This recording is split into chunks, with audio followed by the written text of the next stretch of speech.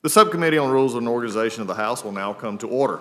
Without objection, the Chair is authorized to declare a recess of the committee at any time. We welcome everyone today to the hearing of Article 1, Effective Oversight and the Power of the Purse, and I now recognize myself for an opening statement. Article 1 of the Constitution explicitly gives Congress authority over spending, stating no money shall be drawn from the Treasury, but in consequence and appropriations made by law.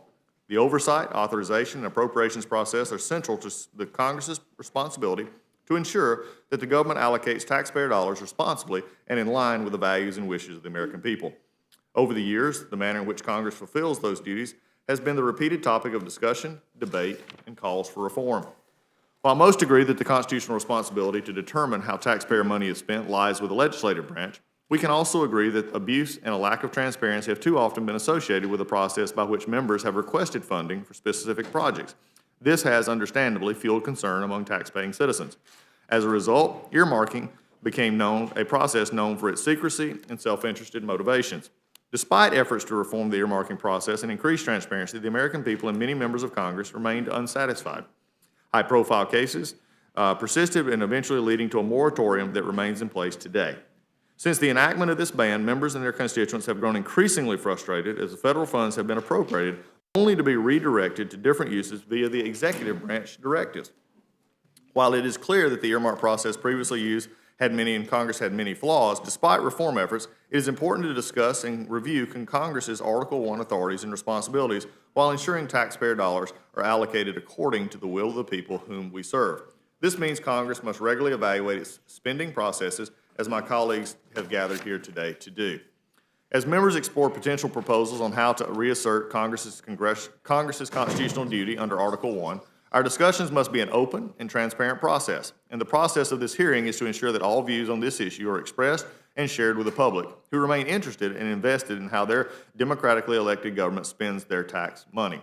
I want to thank Chairman Sessions for his leadership and steadfast commitment to the continued oversight of this issue and of the other important issues within the jurisdiction of the Rules Committee. The Chair now recognizes the ranking member of the Subcommittee on Rules and Organization of the House, the Honorable Louise Slaughter from New York, for her opening statement. Thank you, Mr. Chairman. Mr. McGovern will be joining us as soon as he can. I'm happy to see such a wonderful crowd here this morning to talk about something that we all talk about for years. I'm basically here this morning, I want to hear, and we'll take notes, but I imagine with the caliber of witnesses we have here, there won't be a lot of questions to be asked. I'm sure you're going to be very succinct and quite clear. So I'm happy to be a part of this morning, and thank you, Mr. Chairman. I yield back. Outstanding. I thank the gentlelady. This is a time, I think, as you said, as we listen, and I think it's a great part. Also, now I would like to yield to the distinguished chairman of the Rules Committee, the Honorable Pete Sessions. Mr. Chairman, thank you very much, and I want to thank the members who have not only agreed to be here today, but for the intense interest in this issue. Chairman Collins, thank you very much for not only chairing this member feedback session, but also for your discussions that we've had with the entire Rules Committee on the process that we're currently going through. As we know, a little bit more than a year ago, our conference met to talk about not only earmarking, but how members of Congress might more effectively be involved in processes that today they cannot be a part of because of a moratorium that was set back in 2010. Our conference has had vigorous discussions about the activities, not only about what happened before, but presently what is occurring. And we believe today we're holding a hearing, and tomorrow we will hear from outside groups who would wish to provide not only this committee, but really the entire Congress with information about their ideas about moving forward. I do not anticipate in any way that we will move backwards, meaning that I would not believe that this committee would offer a suggestion or a recommendation to the Republican conference or to the general body about moving backwards to where we earmarked specific projects that might be available from the past. In fact, what has happened is we became aware of a whole process that did not work. As we know, there were members of the United States Senate, and I'm sure members of the House, on a bipartisan basis, who utilized the strength that they had to even add earmarks that were airdropped, meaning that they did not even go through a process, but rather simply put stickies onto the final bill that might be then passed by by both bodies and then signed into law. What I also understand, however, is the moratorium has led to some $5 to $15 billion being available by the executive branch. The executive branch then had the power that they chose, perhaps with feedback, perhaps with no feedback, about the selection of activities that this $5 to $15 billion would be spent on. Some of those activities have come into conflict, I believe, with abuses and could be called abuses, but nonetheless, it was a process because we abdicated our responsibility, Article I responsibilities, to the Article II responsibilities, and that is the executive branch. I believe that the feedback that can be provided, not only by this body and its members, but also outside groups, including those that study this from a particular cause of government responsibility, as well as the responsibility from outside groups who have a distinct opinion that we can move forward to make this a process that is known well and understood. Some of those words that might be associated with that might be transparency. Some of those words might be competitive, and some of those words might be meritorious, meaning that I believe that the money that is spent on behalf of the American people should fit all three of those categories, not selected specifically by any one person, but rather vetted through the process in the best interest of the United States and the taxpayer who would have an opinion about that. Mr. Chairman, it is my thanks to you for not only holding this meeting, it is my thanks to Mrs. Slaughter, who has provided me guidance and, I believe, thoughts about not only how her party might look at it, but also about what end result we might have. I also want to thank the gentleman from Florida, the gentleman, Mr. Hastings, for his, what I consider to be feedback and ideas that I think that will be a part of a recommendation that comes.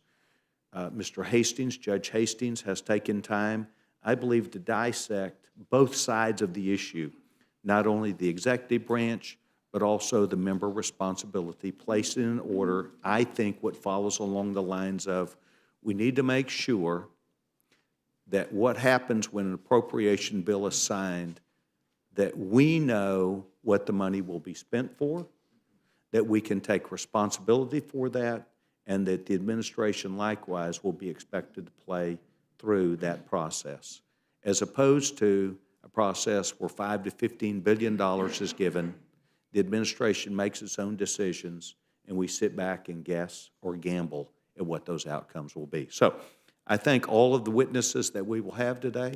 I will tell you that each of you are important to this process. We will take into account your thoughts and your ideas. We will move forward. But most of all, I trust the 9 members on this side and the 4 that are on the minority side to come together to see this issue as important to not only the credibility of Congress, but also the insight that the American people have, because it is their money. Mr. Chairman, I yield back my time. Thank you very much. Thank you to the full committee chairman. Again, I want to just echo what is the ranking member and the full committee chair said. This is a time for us to have a discussion.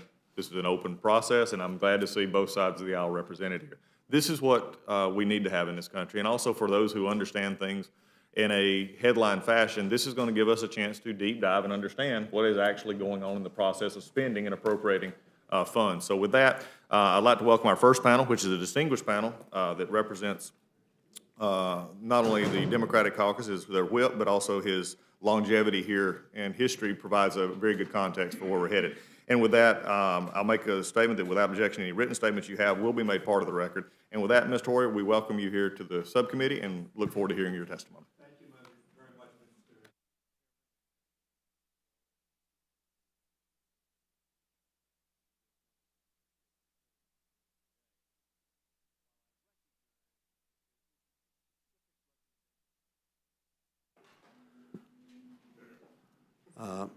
You were able to get that, I'm sure. Wouldn't want to miss that. that opening about, I miss Mr. Byrne and Ms. Newhouse, and Ms. Cheney is probably here as well somewhere. In any event, Mr.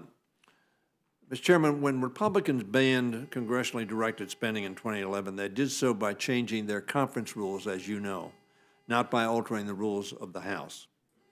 I'm curious whether it is the subcommittee's intention, therefore, to explore whether to recommend a change to the Republican conference rules or to the House rules themselves.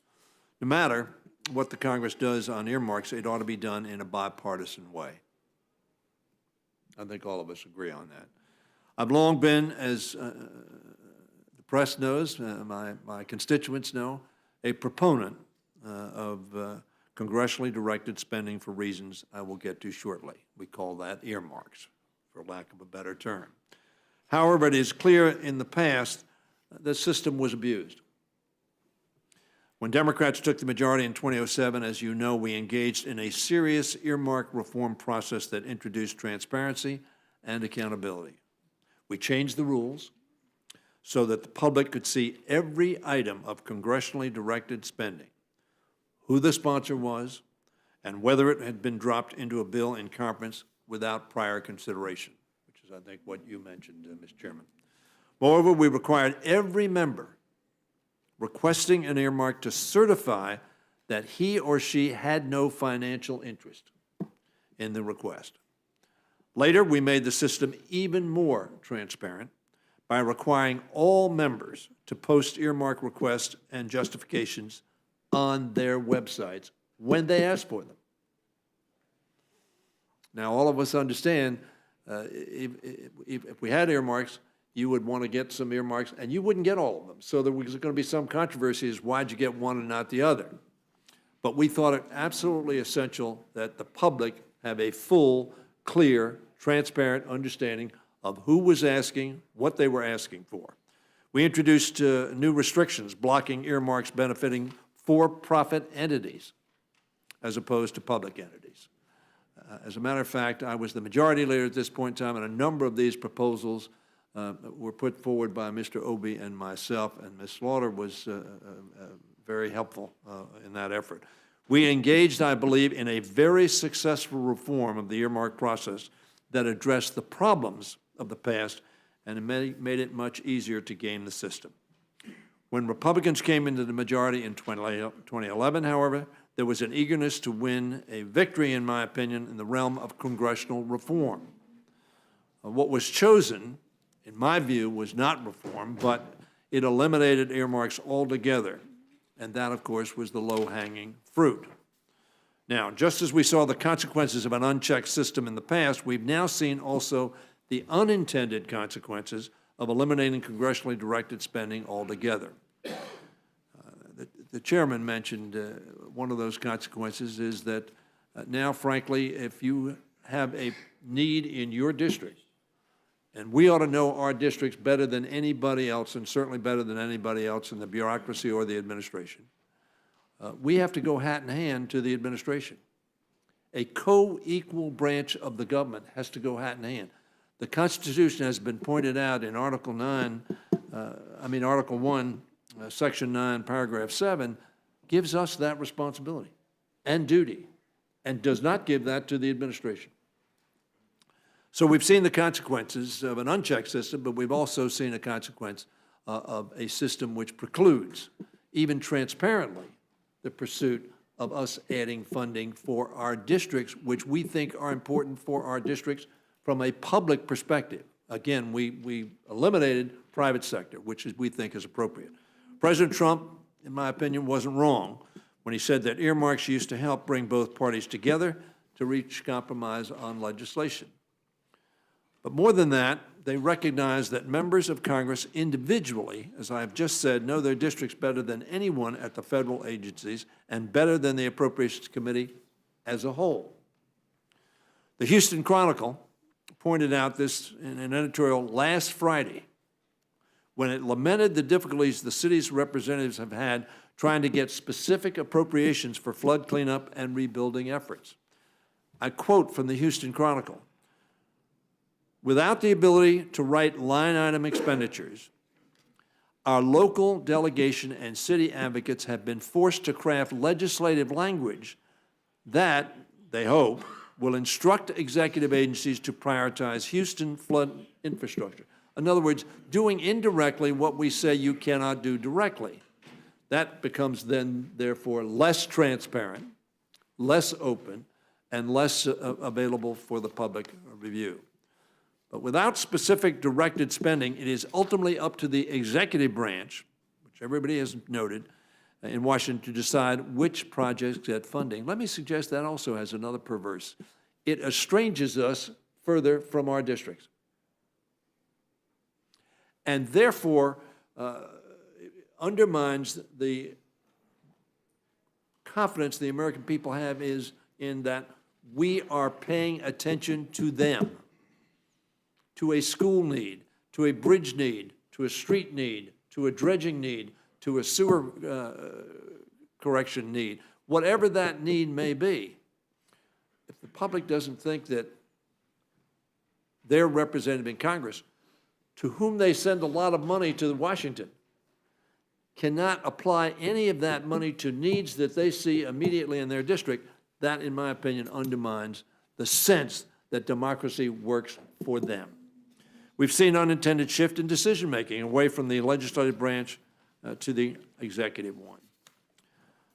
That is contrary, in my opinion, to Article 1 of the Constitution, which clearly invests us with that responsibility and that authority. So I believe that we should take action to reinstate the use of the authority given to Congress under Article 1, Section 9, Clause 7, to direct spending in the way the Congress deems appropriate. Now, let me repeat that.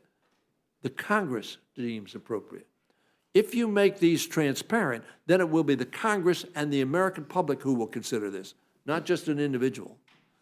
And this will have to therefore be approved not just by the individual that asks for such directed spending, but by the Congress itself, by the representatives of the American people, and they will judge the merits of these programs, which I think is ultimately the protection the public needs and wants.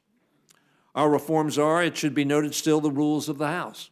The reforms I've talked about in terms of transparency, of being put on your website, put it on the committee's website when they give it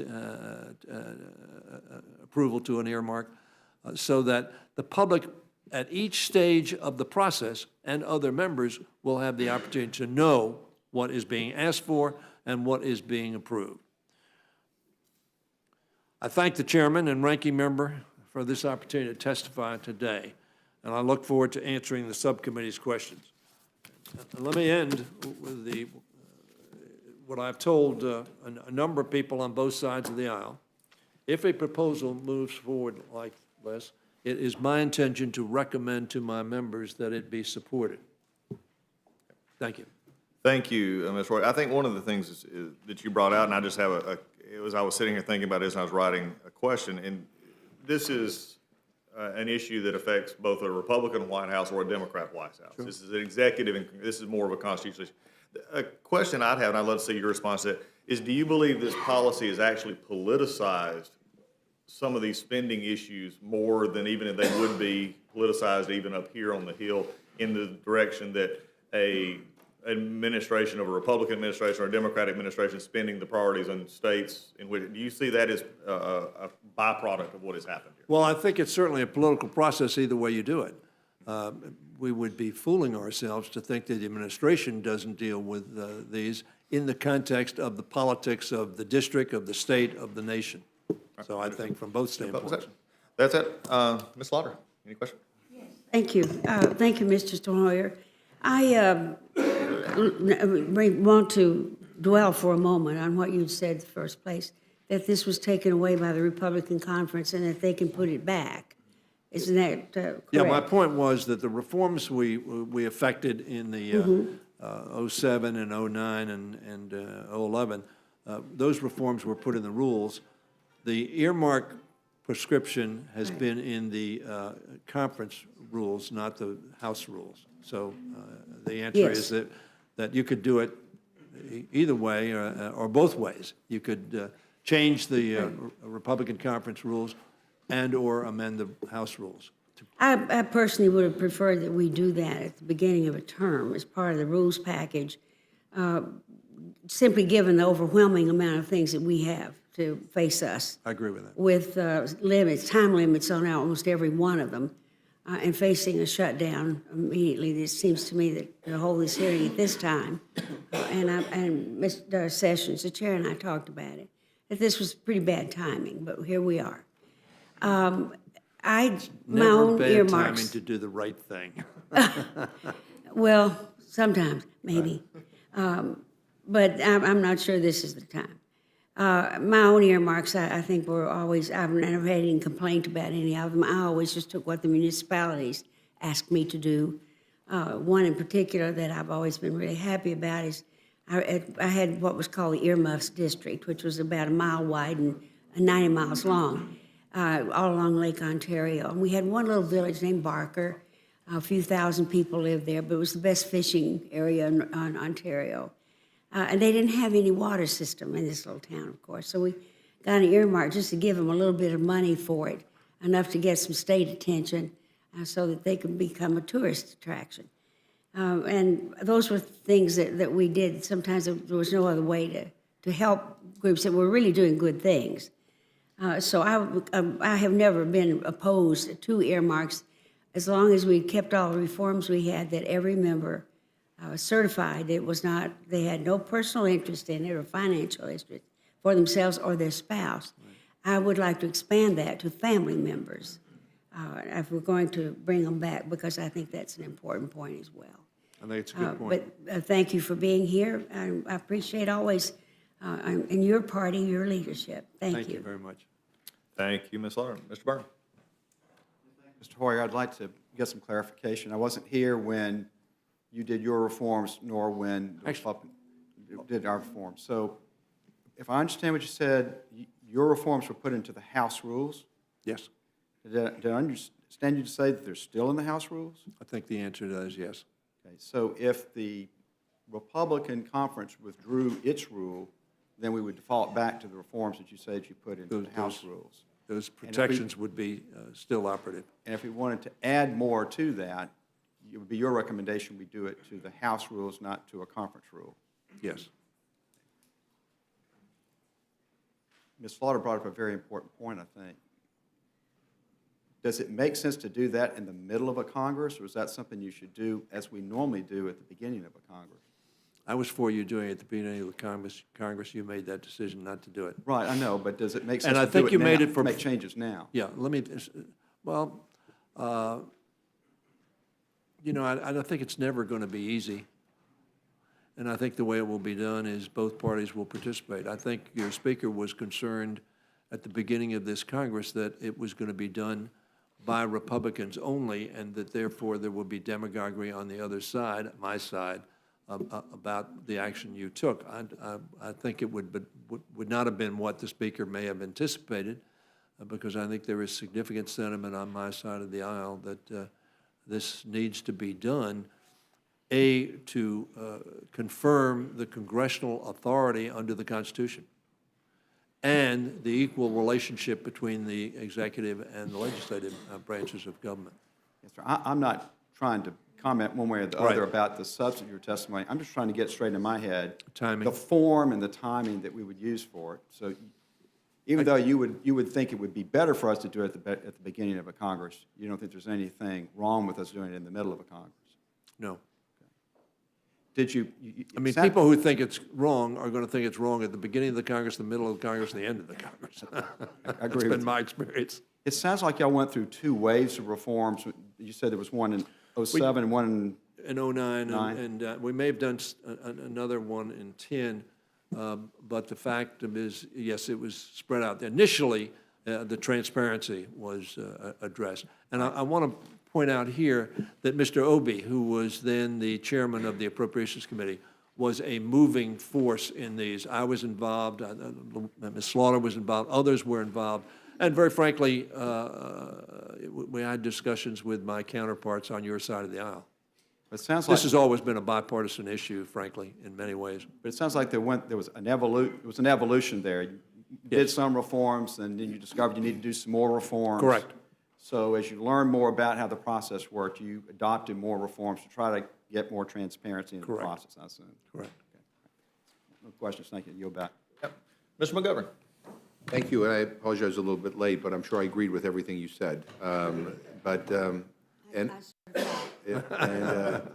And you know, in general, I certainly support congressionally directed spending. I mean, I've always found it somewhat, troubling that Congress routinely gives up its powers to the executive. I mean, not only in the case of congressionally directed spending, I mean, even in terms of war. I mean, we just roll over and let them do whatever they want, and we don't provide a check.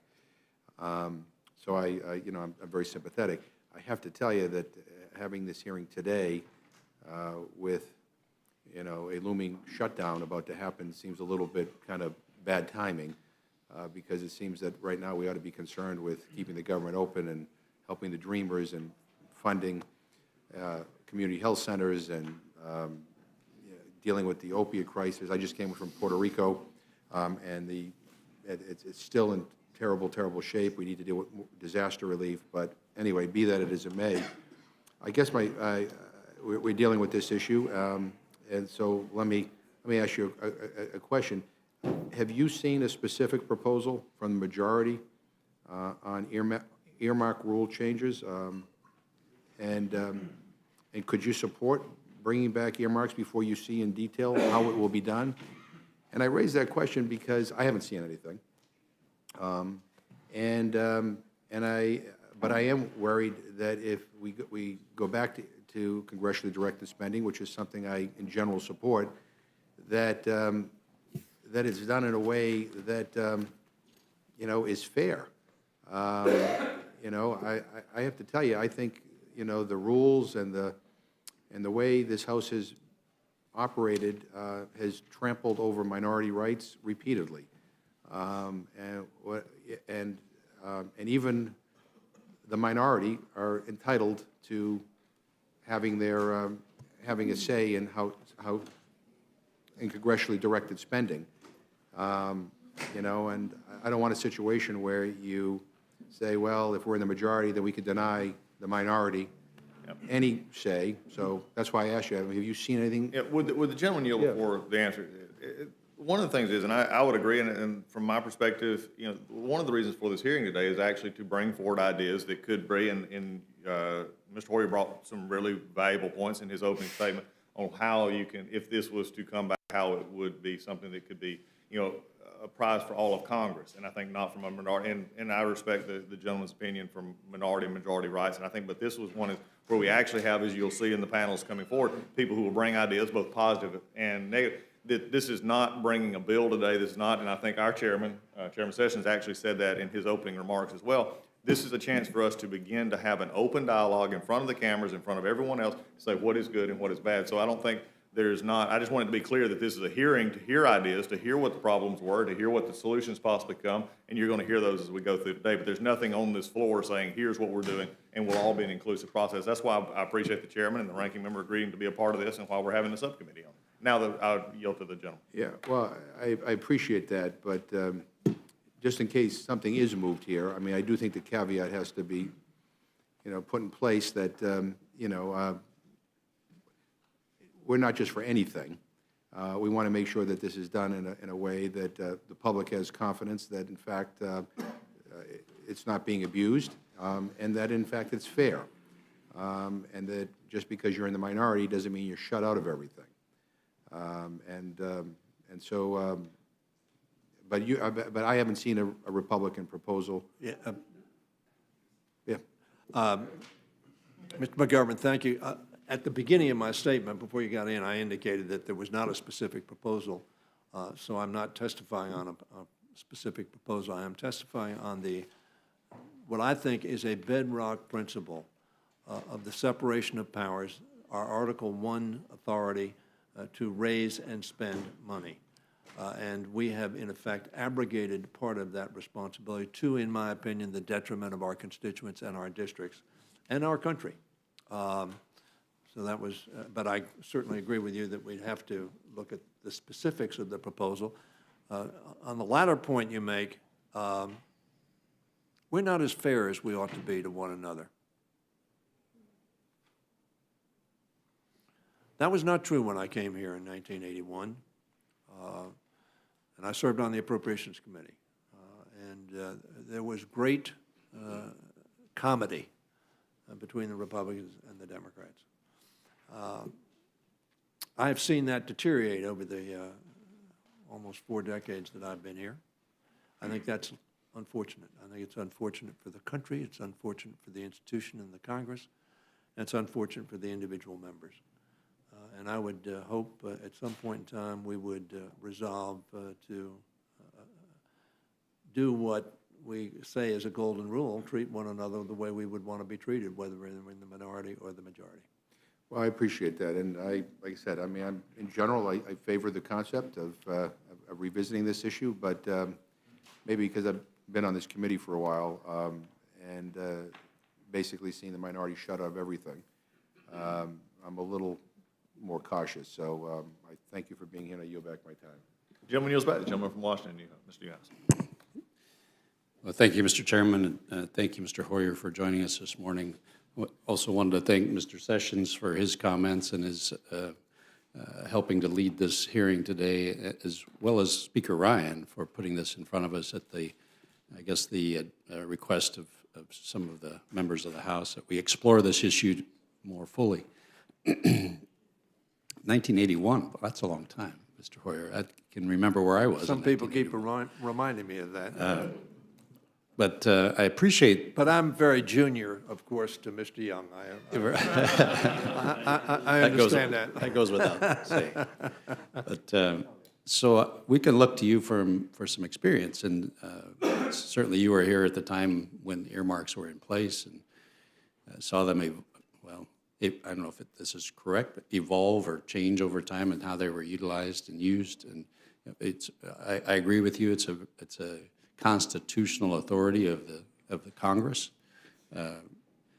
But when you were talking about some of the reforms that when you were in the majority in 06, was it? 07, 8, 9, 07, 8, 10. 9, put into place, recognizing there were some issues, increasing transparency and all those steps.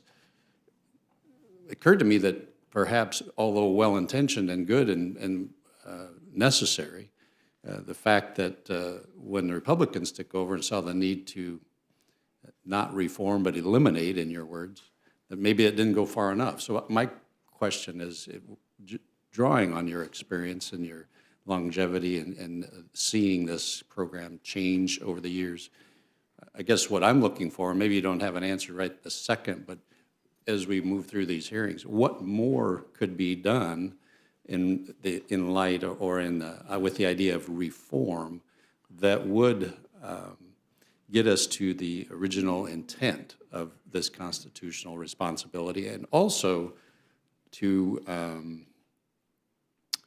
allow us to exercise that constitutional responsibility with the full confidence of the American public?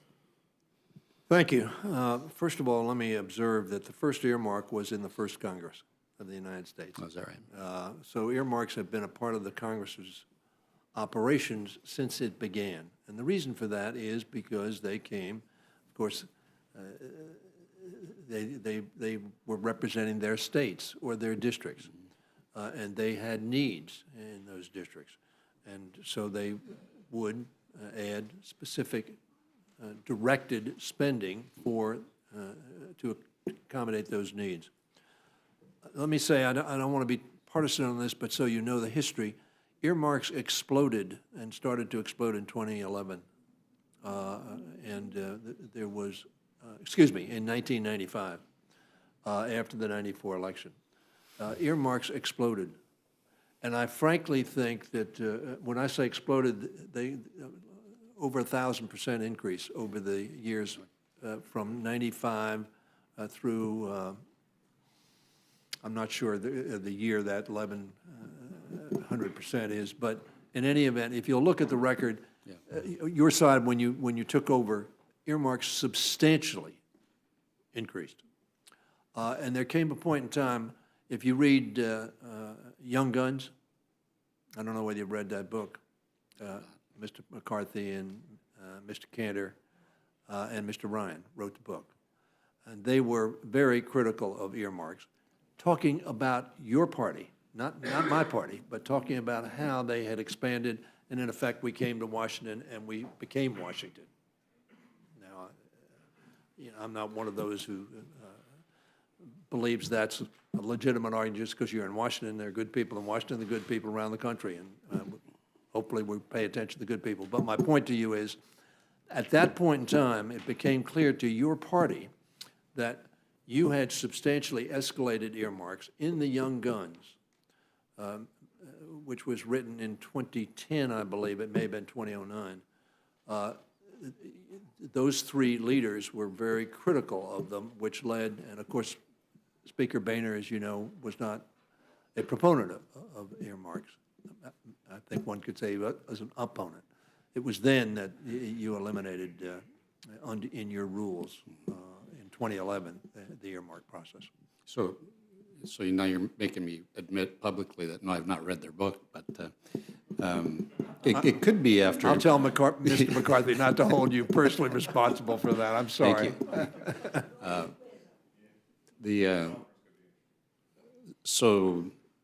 But the political movement at the time was to eliminate and not, like I said, not reform. But again, it would be helpful from folks like yourselves' perspectives to help us, if this is a direction that people want to go, and the jury is still out on that, but we certainly need to institute changes, reforms that don't get us back to those days of abuses. And so that's what I'd be looking for, and certainly appreciate your input in that. Well, I certainly think we all agree on that. Yeah. The abuses that occurred, some were criminal. Yes, absolutely.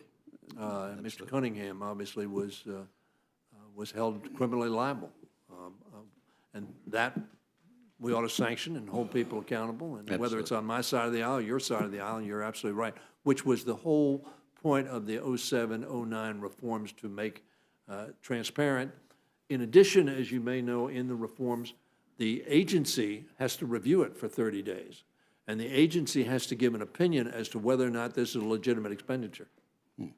So that, but there may well be, you're correct, additional items that can be included to make sure that as much as we can possibly do dealing with human beings, that they are above board, honest, and effective to help our country. And it could be, and I'm just thinking, after many decades being in the minority, perhaps there was a, so to speak, pent-up demand out there from the new majority's point of view on needs for congressionally directed spending. That may be one option. Let me make a comment on that, because I think that goes to Mr. McGovern's point. I would urge you to talk to maybe Trent Lott or Bill Young. Well, you can't talk to Bill Young, who is a wonderful member of this Congress, but talk to them. Ask them, was there a fair distribution? Was there an opportunity for the minority to receive consideration? And one of the reasons the Houston Chronicle and the president, I think, made his comment the other day is because there was a sense that both sides of the aisle had investments in the appropriation bills and the process and the authorization process as well, so that it did assist members in thinking, well, this bill is important to me as well. You understand, earmarks have always been a very small proportion of the budget, right, and never were above the budget caps. So it wasn't that you added more money, right, you allocated it somewhat differently, right, but it wasn't. I appreciate that, yeah. But thank you, Mr. Chairman. Sure thing. I yield back, but I certainly look forward to testimony from all the members that are here and others on both sides of this issue, and I appreciate the opportunity for us to do this. Thank you. Thank you, Mr. Is now I yield to my gentleman from Florida. Thank you very much, Chairman Collins. I ask of you a logistical question in light of the fact that there are so many members here. I I would like to at some point testify, so add me in the list of one of the panels. I would indicate my appreciation for Mr. Hoyer. After speaking with Chairman Sessions, I did speak with Mr. Hoyer as well as several members that are in the body. And I can say that the remarks that I make are purely from my point of view and not from the point of view of all of the membership. I do believe, for example, I can answer Jim's question with reference to whether or not there's something out there substantively.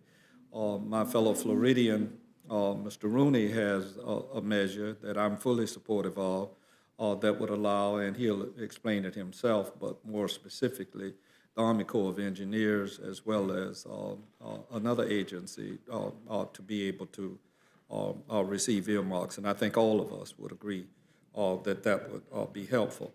Mr. Newhouse asked a question, Mr. Hoyer, and I think I can answer it more directly than you, and you tell me if I'm in error in this regard. The biggest thing that is needed and what we should have learned from history is transparency and accountability. And in my mind, Mr. Newhouse asked, what should we do? You, Mr. Hoyer, as well as others that have been here for a protracted period of time, Mr. Young, countless others, Mr. Schuster's dad, you all authored measures that would have given us the things that are needed. I believe that the reform should include the general public having complete access to the earmark process. And we should require members to publicly post their earmark requests and justifications online, require testimony to support the request and enhance certifications that neither the requesting member or his or her family would benefit financially from the request. Some of these requirements, and you correct me if I'm wrong, Mr. Hoyer, are still in the rules that were enacted by Democrats. That's correct. Right.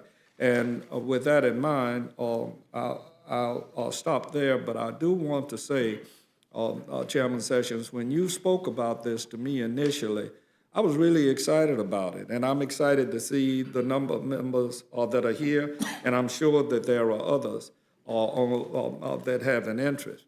But the dampening effect of the speaker's recent comments have not been particularly helpful, because members believe that what we are about right now is an exercise in futility. And none of us of a mind to go down that road. So I'm hopeful that just the display of members that are here that are going to testify today, and the thought that there are others that out there that might be influential to the speaker, that we could go forward with the measure, and its implementation would not take place in this particular part of our session, rather take part in the next session of Congress. That would be the way to do it, to get members who are shy about supporting earmarks to recognize that it wouldn't be about us trying to pad our roles headed into the November election. Mr. Chairman, if I could add something to Mr. Newhouse, I wanted to thank you, and I agree, of course, with everything that Mr. Hastings said. I wanted to add also the name of Bob Livingston, who is a dear friend of mine, who was chairman of the Appropriations Committee, and he was chairman, you were in the majority. He was very fair to our side of the aisle. So this is not something that hasn't happened in the past. Thank you, and gentleman yields back. Gentlelady from Thank you very much, Mr. Chairman, and thank you, Mr. Hoyer. I have read Young Guns. I actually bought Young Guns after I heard you quote it to Leader McCarthy in a colloquy. So he should thank you for helping his book sales. Right. He assures me that it's all being donated. Yes, so. right. But I appreciate very much the opportunity to be on this subcommittee and to have this conversation. And I think that it's important, as much as possible, we do as you did, Mr. Hoyer, and talk about this from a constitutional perspective. And having served in the executive branch, I've seen what happens when Congress isn't making specific line item spending directions. And I think it's important for the public to recognize that the choice comes down in many instances to either the elected representatives making the decisions or unelected bureaucrats sometimes. And sometimes those folks have very noble and good intent, but sometimes they don't. And I think that we get ourselves into a situation up here, if you think about the importance of the constitutional obligations we have, and I would say the power of the purse and the responsibility to provide for the common defense are above all others. And I think that if we find ourselves in a situation where we have to say, gosh, we can't undertake those obligations in this instance because we can't find a way to do it with transparency and accountability, that's a very sad statement on this body. And I think it's an effort that we ought to be engaged in a bipartisan fashion. I think that both sides have made attempts to provide transparency, and both sides have abused the system. And as you said, the criminal abuses have been prosecuted, and they should in the future. But I do think it's very important for us to make sure that we're in a situation where we aren't just sort of giving up because of past abuses. And so I wonder, Mr. Hoyer, if you could just speak a little bit about the extent to which you're confident we could proceed here in a bipartisan fashion, and that we could proceed to do what's best for the body and what's best with respect to the Constitution and what's best for the American people in terms of having their elected representatives make these decisions and be held accountable and not sort of descend into the kind of partisan bickering we've seen in the past. Well, first, Ms. Cheney, obviously I had the opportunity to serve with your dad in the Congress. He was the whip then. When I He never came- lost a vote. came to Congress. We were pretty good ourselves when we were in charge. He didn't have any votes while he was with us. First of all, the constitutional question, I think, is the first issue, because it is our founding fathers who gave us the responsibility to do that. Secondly, I think you're absolutely right. Frankly, even if you didn't have reforms, there is greater accountability and transparency if a member is doing it in an open process, even though it may not be on the website, which we now require, if we had them. I think you're absolutely right. Now, I happen to be a big defender of bureaucrats. I have 62,000 federal employees live in my district, and it's not any denigration of them to say, hey, this, under the Constitution, is the responsibility of an elected officer of the government, i.e. members of Congress, senators and House members. So we ought to do that. I think we can, however, perhaps come up in a bipartisan fashion. And one of the reasons I am here testifying is because I want to make it clear that this will be a bipartisan issue. This is not going to be a gotcha issue, as some of these issues, as you know, are. So I think we can do it, and I think perhaps there are additional items that we can include. One of the most important items we did at the outset, though, was to preclude private sector earmarks, because that so lent itself to corruption. Yeah. Contributors asking you to do this, that, or the other for their enterprise. So it was clear that we needed to eliminate that. And now we're limited to public sector and nonprofit. And even the public sector have to be reviewed by the relevant agency. So, so they have 30 days crack at it, and then they can come back and say, look, we do not think this is an appropriate expenditure of public money. So it's not as if we're not going to get the input required of the executive department to say, we think you're wasting money and this expenditure shouldn't be made. But I agree with you that it needs to be done in a bipartisan way, and if I have anything to do with it, it will be done in a bipartisan way. Thank you very much, and with that, I yield back. Gentleman yields back. Distinguished chairman from Texas. Chairman, thank you very much. I want to thank the committee and the witness for not only their thoughtful ideas, but also their confidence that we can move forward. I have a couple questions for the gentleman, if I can. At the time you spoke about the changes that you made, do you believe that Yes, we made. I mean, it was the entire. That's Congress. right. Ms. Slaughter was involved as well. that were made? Did that apply to the Senate also? No. They're House rules, and therefore House they rules. don't, yeah. And that became a major part of the need to ban. As you know, the Senate has the provisions. The Senate followed us, so that, I don't They know did. that they They were followed. happy about that, but they followed us. I was just trying to make sure that we knew that's primarily what the book was about. The next question I'd like to delve into, there have been some questions about moving forward, about when, and we're simply taking feedback from everybody. We're perhaps going to do an infrastructure bill this year. The instructions I'm receiving from at least you say, let the infrastructure bill go as it is today, let the administration make the decisions, do not get into any sort of circumstance where Congress would be a part of that infrastructure bill. If I said that, or if Well, I heard took you that- say do it next Congress. No, I said, what I said was, there's no good time to do this. It will be politically controversial. You're going to have witnesses who will testify. Controversy, what is your opinion about when we should do this? Should it apply to the infrastructure bill? I think it ought to be done as soon as possible. So it would apply. would We apply to would the not infrastructure bill. wait for a new session. Okay, I'm sorry. I thought I heard you Anyway, and Mr. perhaps other Schuster is members. watching me, and if I said anything other, I'd be in real trouble. We're just simply taking feedback. But That's my point is, however you do it, with whatever bill you do it, now, we're through the appropriation process essentially. Hopefully, we're going to get to caps, and we're going to get to an omnibus at some point in time, hopefully sooner rather than later.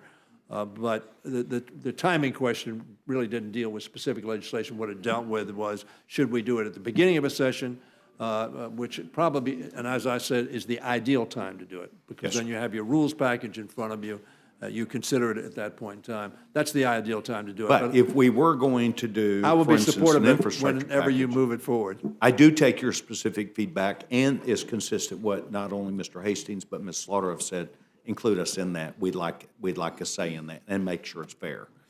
That's really what we're trying to do. I appreciate the gentleman. Mr. Chairman, I yield back my time. Gentleman yields back. And with that, any other questions and comments? Mr. Hoyer, thank you for your Mr. testimony. Chairman and members of the committee, thank you very much. Appreciate your opportunity to be here. Okay, as we transition to the second panel, we're going to move through, just as a note to all members here, we'll move through these panels as quickly as we possibly can. I think this is a very important hearing. It started off in a very good way. You'll see the questions asked. As a note to all, I will repeat this, though. If you have any written statements or anything that you'd like to add to the record, those would be made part of the record, and also have anything that you can give to our stenographer in this process. Second panel will include Mr. Schuster, Mr. Richmond, Mr. Mullen, Mr. Walker, and Mr. Young.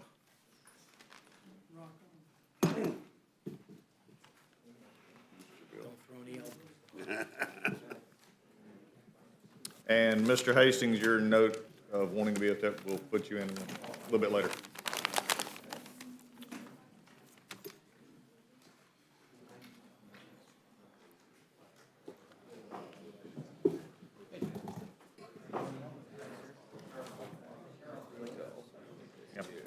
And while we're transitioning, at this point, I'd like to add to the, without objection, add to the record, the report from the General Accounting Office on the discretionary transportation grants. DOT should take action to improve the selection of freight and highway projects. Without objections, ordered. At this point in time, we will begin the second panel, and we will do so with the distinguished Dean of the House from Alaska, Mr. Young. Thank you, Mr. Chairman, Ms. Slaughter, and all the members of the committee. I will submit my written statement and suggestions to the stenographer, please. I was very pleased with what the minority leader had to say. I am the Dean of the House, and I have watched this process, I think, be successful in the House. Has worked well, and it's necessary, and it's been mentioned about the Constitution. I thought we reneged, especially on our side of the aisle, and transferred the power to the executive branch. And my district is a little different than all other districts because it's made of many, many small communities. And under this system, we appropriate money or budget money for the agencies which go to our state, and in turn the state distributes the money. And doing so, the rural communities are often forgotten. And the earmarks work very well because in my case, and I've been accused of by John McCain that I was the bridge to nowhere. You all heard of that. Yes, it was an earmark, and it was very transparent. We voted on the highway bill 4 times. I got on the floor of the House and explained every earmark in there I had, which were asked by municipalities, nonprofits, state governments, et cetera, down the line. In fact, I was criticized for exposing the earmarks, and I said, no, I want people to know they're there. Now, the Bridge to Nowhere was state money, was in the state formula which we were supposed to have. And of course, we had Hurricane Katrina, and the statement was made we ought to take the Bridge to Nowhere's money and distribute to those victims down in the hurricane. And of course, I've suffered that ever since. The bridge has not been built. It should have been built. There's never been a bridge anywhere that had anything on the other side until it was built. This is a crucial issue to this Congress. I believe the sooner the better. I've always fought for this. And I think the members on the Republican side will remember some of our conference meetings when we set up the session. You were there, you were there, you were there, you were there. And we were committed to, at that time, to address this issue by June. That's last January. It has not occurred, and I want to compliment the Speaker and Mr. Sessions and Mr. Collins and all the minority side to bring this issue to the forefront. Because until this is solved, we are no longer the Congress of the people. We are just people. We cannot represent our people. And remember, does not contribute, and you heard from Rush Limbaugh and Mr. Hannity, that this is going to add to the debt. And that's pure, pardon the expression, horse manure.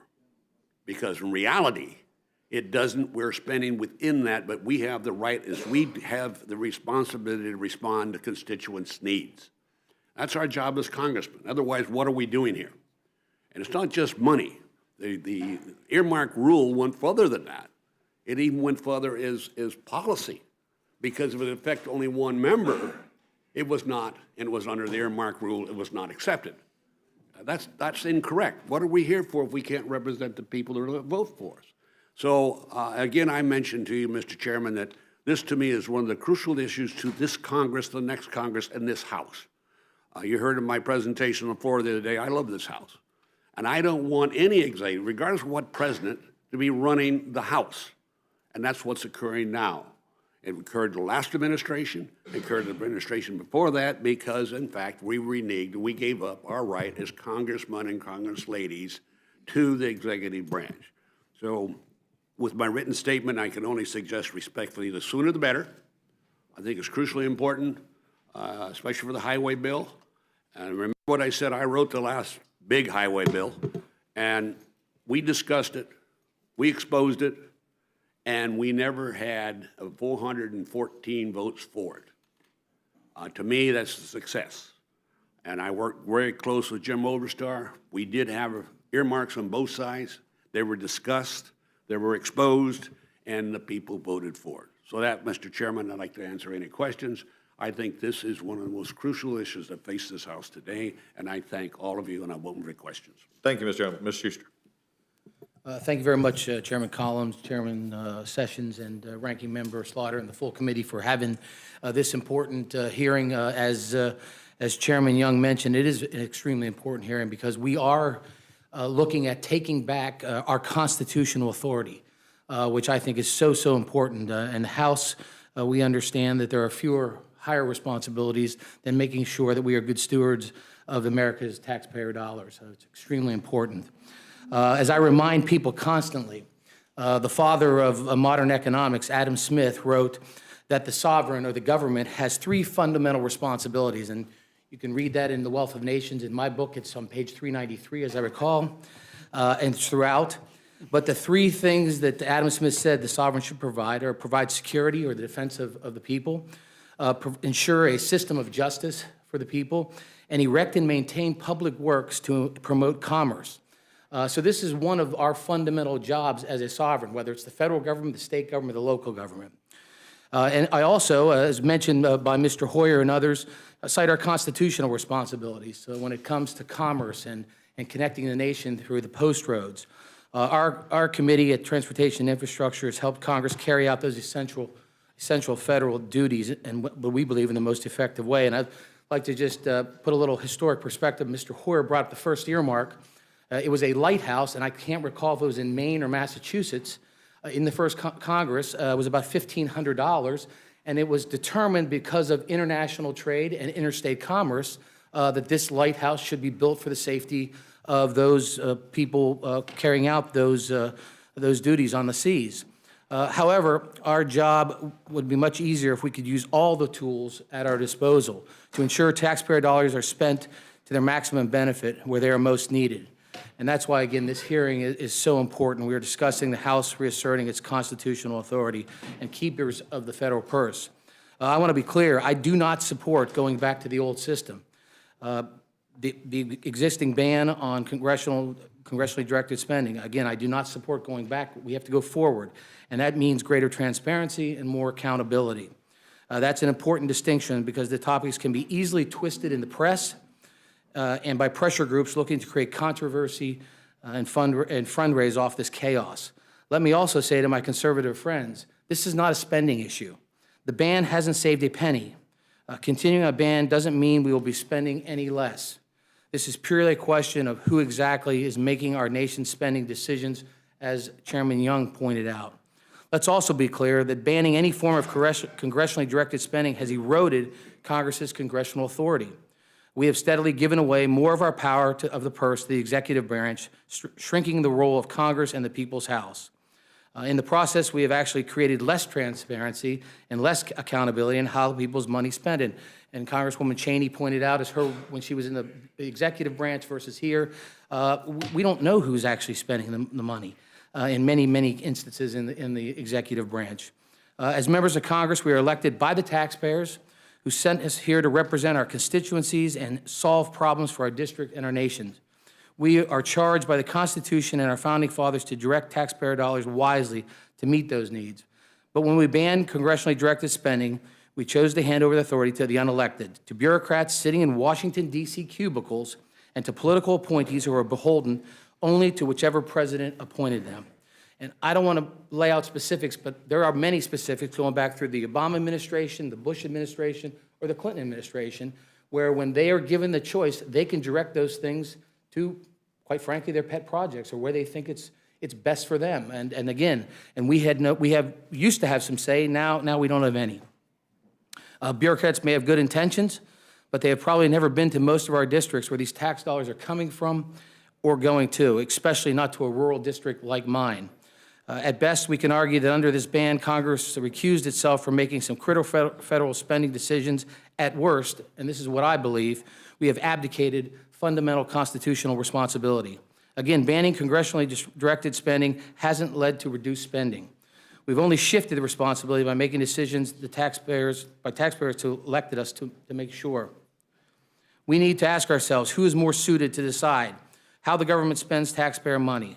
Whose duty is it to make those decisions?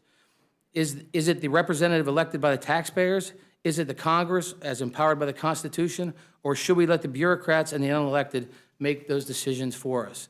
To me, the answer is clear. And as a Republican, I believe I was sent to Washington to uphold the Constitution and shrink the size of the government, not divest more power in the executive branch. Again, thank you all so very much for having this hearing, and I look forward to your questions. Thank you, Mr. Eugene. It was an inadvertent, Mr. Rooney was supposed to be part of the second panel. I did not get that, but he is here now, and he is now recognized. Thank you, Mr. Chairman. As this panel knows, we tried to raise this issue at the beginning of this Congress, in the 115th Congress, in our rules meeting. And at that time, we made the argument for a limited resurgence of our ability to be able to direct funding as constitutionally mandated in Article 1, specifically just with regard to Army Corps projects and BLM projects.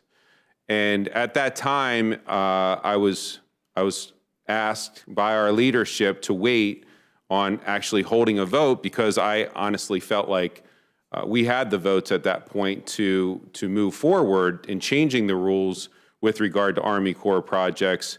But in the spirit of the Drain the Swamp election that we just went through, we decided to wait. To which time has gone by, and the true meaning of what the Drain the Swamp election meant, I think, is something very different than what some people in the press and some people in some of the think tanks that are on my side of the aisle have espoused lately. I have conducted numerous media interviews with regard to this, and I'll just say this. If the Drain the Swamp election meant anything, it was that the people in Washington, D.C., that are unaccountable, faceless, nameless bureaucrats that don't have to stand before the people every 2 years get to decide how to spend our taxpayer dollars. That is the swamp. That's the so-called deep state.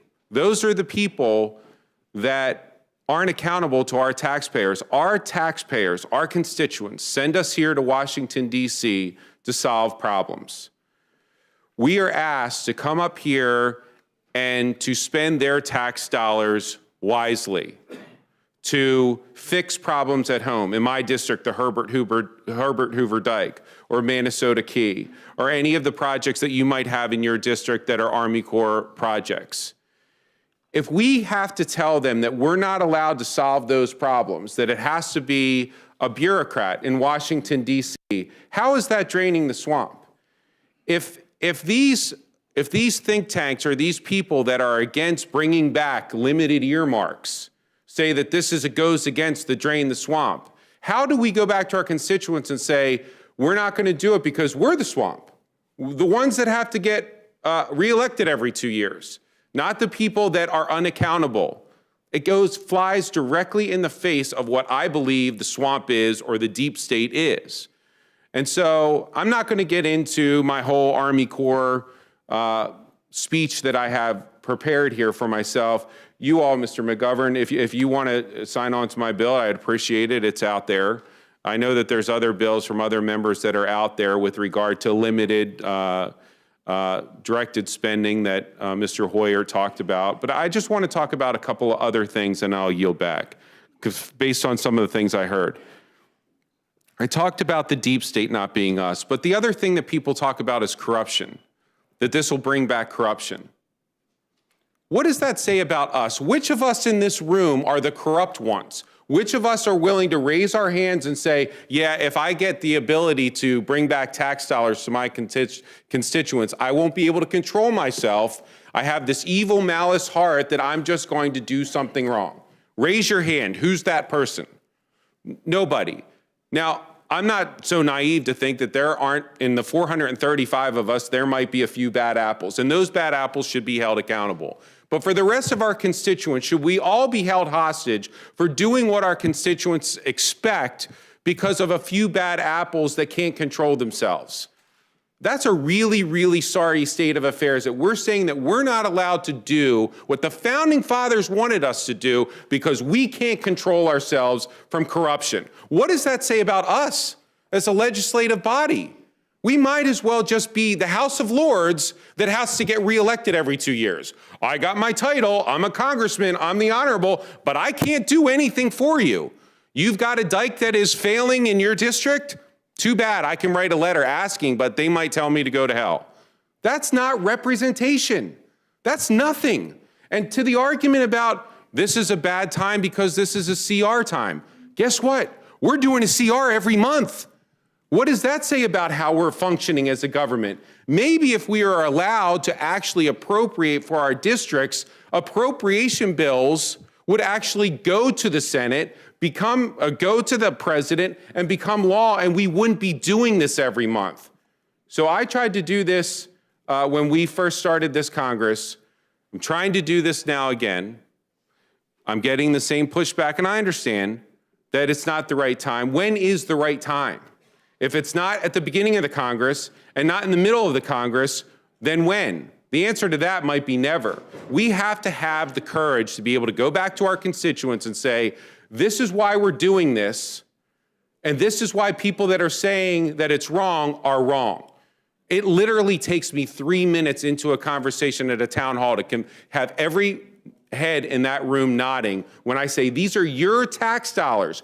Do you want me to bring them back to you, or do you want some bureaucrat in Washington to maybe allocate funding for the things in our district that need addressed? Within 3 minutes, people are like, we want you. We elected you. You do it. That's what representation is. And I'll just close with this. I really appreciate everybody on this panel. I appreciate the people that have given us the time. I hope that what Judge Hastings said with regard to the speaker isn't true. I hope that this isn't an exercise in futility. But I really hope that with all the testimony that we hear, that we have the opportunity to be able to govern again. I really do appreciate the president saying what he said the other day. I couldn't agree more with him, especially if we do try to do an infrastructure bill, to be able to go home to our districts and say, these are things that I'm going to bring your tax dollars back to you, and to help the president get his infrastructure bill. I hope that we can work in a bipartisan way. I really appreciate the opportunity to speak here today, and I yield back. Thank you, Ms. Ray. Next, Mr. Richmond.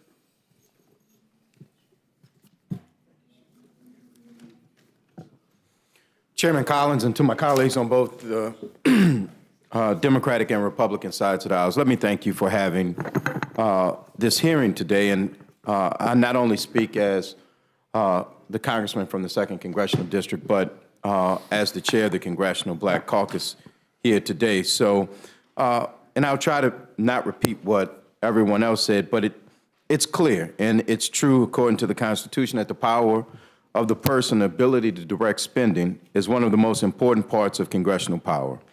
And we should not take that lightly. It's also a crucial part of having a representative, but more importantly, a responsive form of government. We here in Congress as representatives, we represent the people who elect us. We are accountable to them, but we also deal with them on a daily basis. We also live with them. So we know better than any president or any bureaucrat the needs of our districts. And I'll just give you some examples. I know that in Baton Rouge, Louisiana, Interstate 10 goes down from a major interstate connecting California to Florida down to one lane. And the traffic in Baton Rouge costs the taxpayers sitting in traffic $1 billion a year of congestion. I also know that in the river parishes of Louisiana that it may cost us $1 billion to do levee infrastructure. But if the wrong hurricane comes, like we know now, we will wind up spending tens of billions of dollars to reconstruct something that we could have prevented in the first place. Or I know in New Orleans that we have drainage problems, or the $14 billion we spent to reconstruct the levees in New Orleans after Hurricane Katrina and Rita. Had we spent that before, we would have saved the taxpayers almost $150 billion.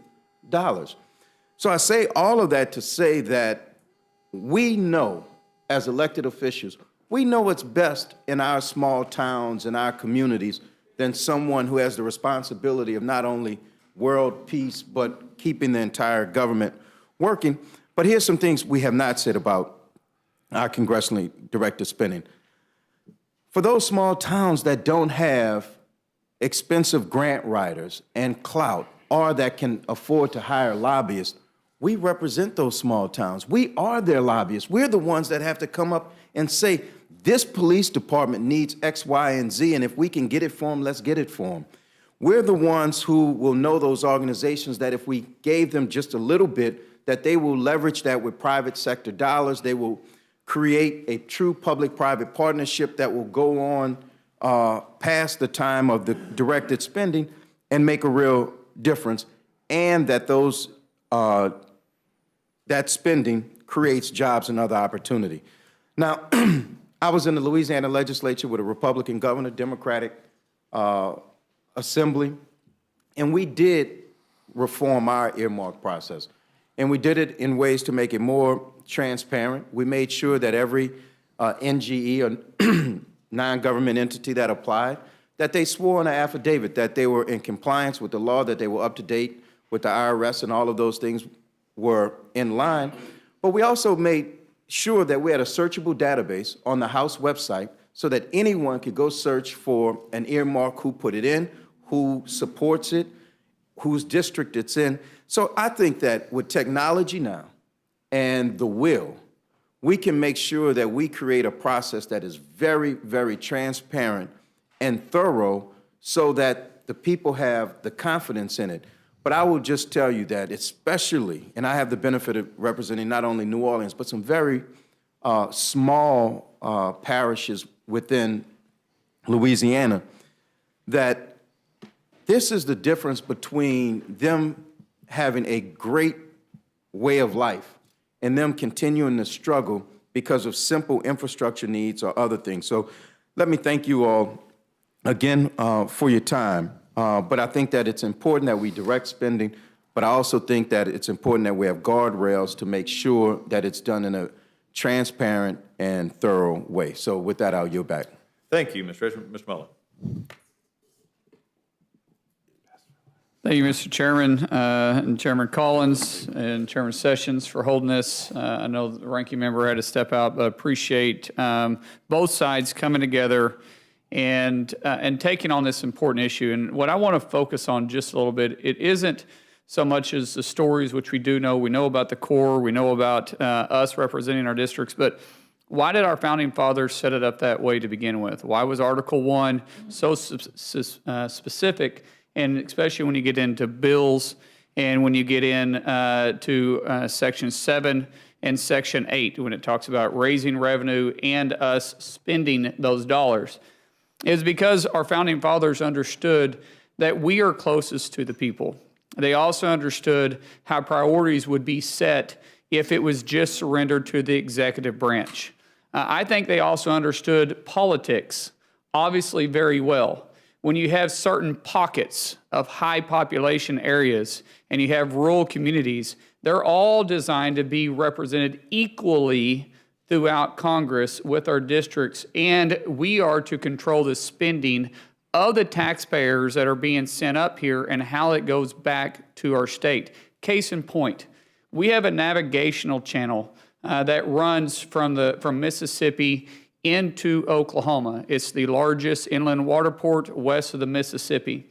It has roughly a $3 million per day impact on Oklahoma's economy. Over 50% of all the ag products brought out of Kansas alone is shipped through this navigational channel. According to the Corps engineers, it has a 50-50 chance of failing any day. And when I first got here 5 years ago, the backlog maintenance on that was $68 million. Now it's north of $160 million with a 50-50 chance of failing every day. This consists of 55,000 jobs that are on those banks. Now, the difference between that navigational channel failing versus a highway, when you're on a highway, you can have a detour and commerce continues to flow north, south, east, and west. When you're on a navigational channel, it stops. Production stops. The economy stops. Those jobs are in jeopardy. I have met with the people that have invested in the banks of Oklahoma, which has been over $9 billion because of the navigational channel. They said if it is shut down for 30 days, they will begin to move product permanently. If it is shut down for 90 days, they will never come back. That will affect 55,000 jobs. Now, I've talked to the Corps engineers over and over again about this.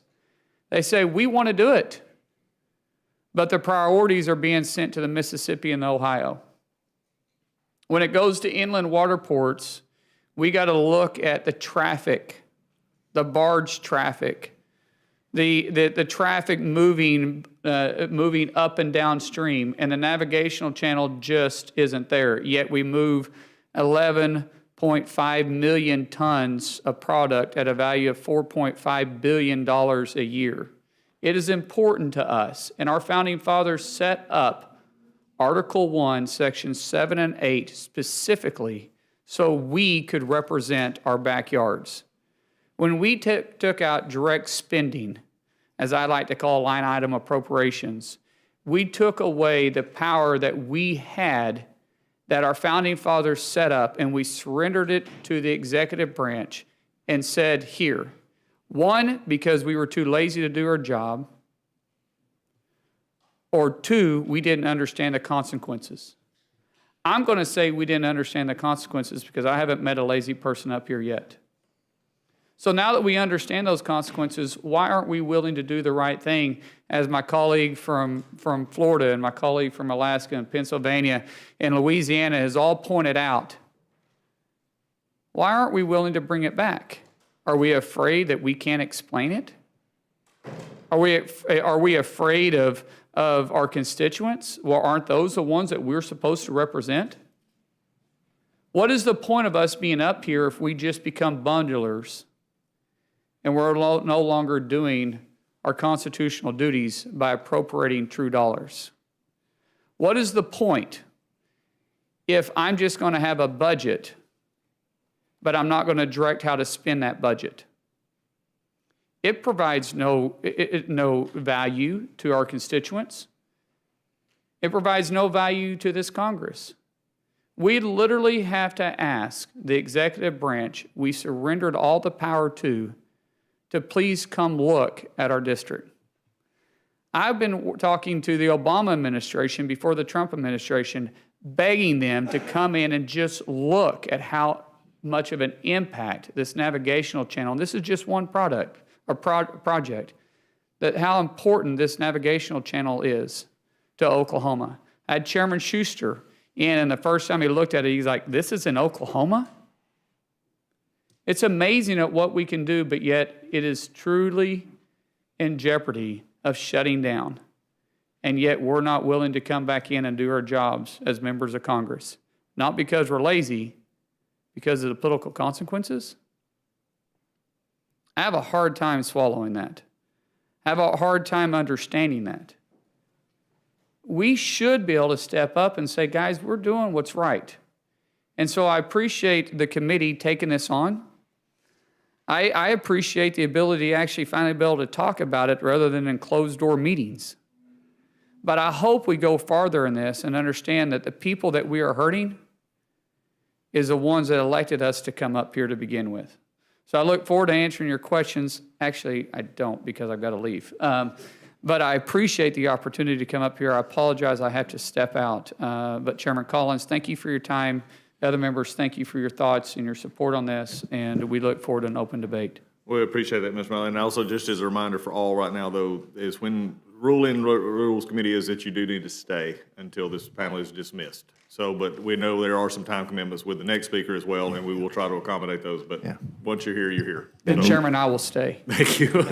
I appreciate that. We do allow you to expound on this committee. You get to talk a lot, but you also have to get to answer questions as well. So as we're all here, and the chairman has backed that up consistently, so we're going to continue that. With that, Mr. Walker, it's your turn. Thank you so much, Chairman Collins. I appreciate your time today. Also, Chairman Sessions, you've been very generous with your time and talking about your heart on this issue. I'd like to begin with a quotation that was made when the national debt was $7 trillion less than it is today, and it goes as follows. To address these great budget challenges, we must not be distracted by a damaging and divisive internal debate on earmarks. This statement was not made by a conservative champion like a Senator Tom Coburn or Congressman Jeb Henschling, not even those from John Boehner or John McCain. It was made in 2010 by Representative Jerry Lewis, the former chairman of the House Appropriations Committee. I did not have the opportunity to serve with Chairman Lewis, but I have to say that I agree with his position on the earmark ban. 2017 was historically a very productive year for Republicans in our unified government.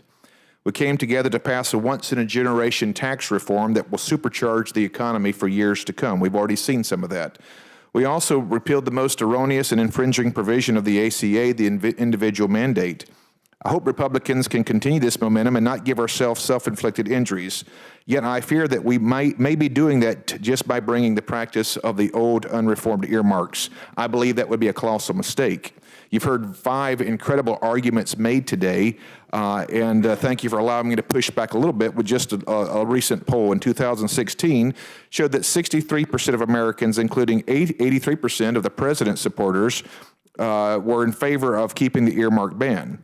Just mentioning the term earmark conjures up images of Washington at its worst. I worry about any amount of reforms to the process that can make earmarks focus on constitutional priorities and be fiscally responsible, or ending the culture of corruption altogether. If we make the mistake of restoring the same old earmarks, I fear Republicans will not get the opportunity to take these steps because we will be once again relegated to the minority as a consequence for losing our way. Effective conservatism requires the right policy, the right message, and the right voice, no matter what you call them. Can you make a constitutional argument for these? Absolutely. You've heard some of that today. But just because you can make a constitutional argument, and I'm not sure that it's always the right thing, there's nothing illegal about me showing up inebriated to this meeting today, yet it's not the best judgment. In the words of Apostle Paul, not all things that are lawful are expedient. And with that, I'll yield back. Gentleman yields back. Mr. Byrne. Thank you. Dean, got a question for you. If we went back to allowing earmarks, what would preclude a committee chairman that has control over the money, the chairman of the Appropriations Committee, from essentially having the same sort of control and power that we're now complaining that the executive branch has? Well, again, as chairman, you have to write this rule. He doesn't have that much power to control it individually. It has to be by joint efforts, individuals putting forth a request and having reviewed, public and transparency. I would be very honest with you, I never had an adversarial vote in my committee from a Democrat or a Republican as we worked together. This is, by the way, the operation of this Congress. I truly believe if there's no stake in the game, this Congress will not function. Well, let me push back a little bit. And I'm doing this with you because you've served in this capacity and you're the dean. But perhaps you didn't have those dissenting votes because you figured out what crumbs various people are going to get, and you controlled the crumbs, and that's about all each person got was a crumb. And at the end of the day, we really hadn't fixed the process. Well, again, I don't think very for the request of the constituents themselves. I've always said there's very few congressmen ever have a earmark for themselves. It's from the request of their constituents. And I never dictated to anybody that the fact is what they decided was right. We tried to review them. I'll be right up front with you on The that. gentleman is suspended for just a moment. Just for a second. Mr. Walker, I was just asking of the committee that Mr. Walker be excused. He had a commitment that is, well, I'll ask Mr. Walker to come back. How about that? Can we do that? Thank you. Now, you interrupted my train of thought, but you go ahead. It was a good train. Oh, I bet it was. Did you hear the whistle? Did you hear the whistle? But, you know, I believe we can write I call them projects of constituents' interest, by the way, not earmarks. Because these projects come from our people. And I believe my friend from Oklahoma, a friend from Louisiana mentioned the rural areas. Right now, we can't represent them because they're not heard really in the state legislature. All the money goes from the budget to the larger communities, and that's not good. That's my job to represent those city of Nome or Kotzebue and their port projects. If we don't have that, where are we going to get it? It goes back to your navigational system. I mean, how do we represent the people? I do not believe, and you can talk about, Mr. Walker can talk about the Constitution. I believe in the Constitution. And I believe in the right of individuals to represent their people. If you can figure it out, I can figure it out. If you're worried about the chairman, I'm not frankly worried about the chairman. I can't be chairman anymore. I think the chairman do a good job, or they're not chairman anymore. That's what I believe. Mr. Byrne, if I could just add. Yeah, sure, Mr. Schuster. I think, as the chairman stated, and I think as Mr. Hoyer pointed out, how do we write this is absolutely critical. And so, as a chairman now, and I won't be a chairman in 351 days, but who's counting?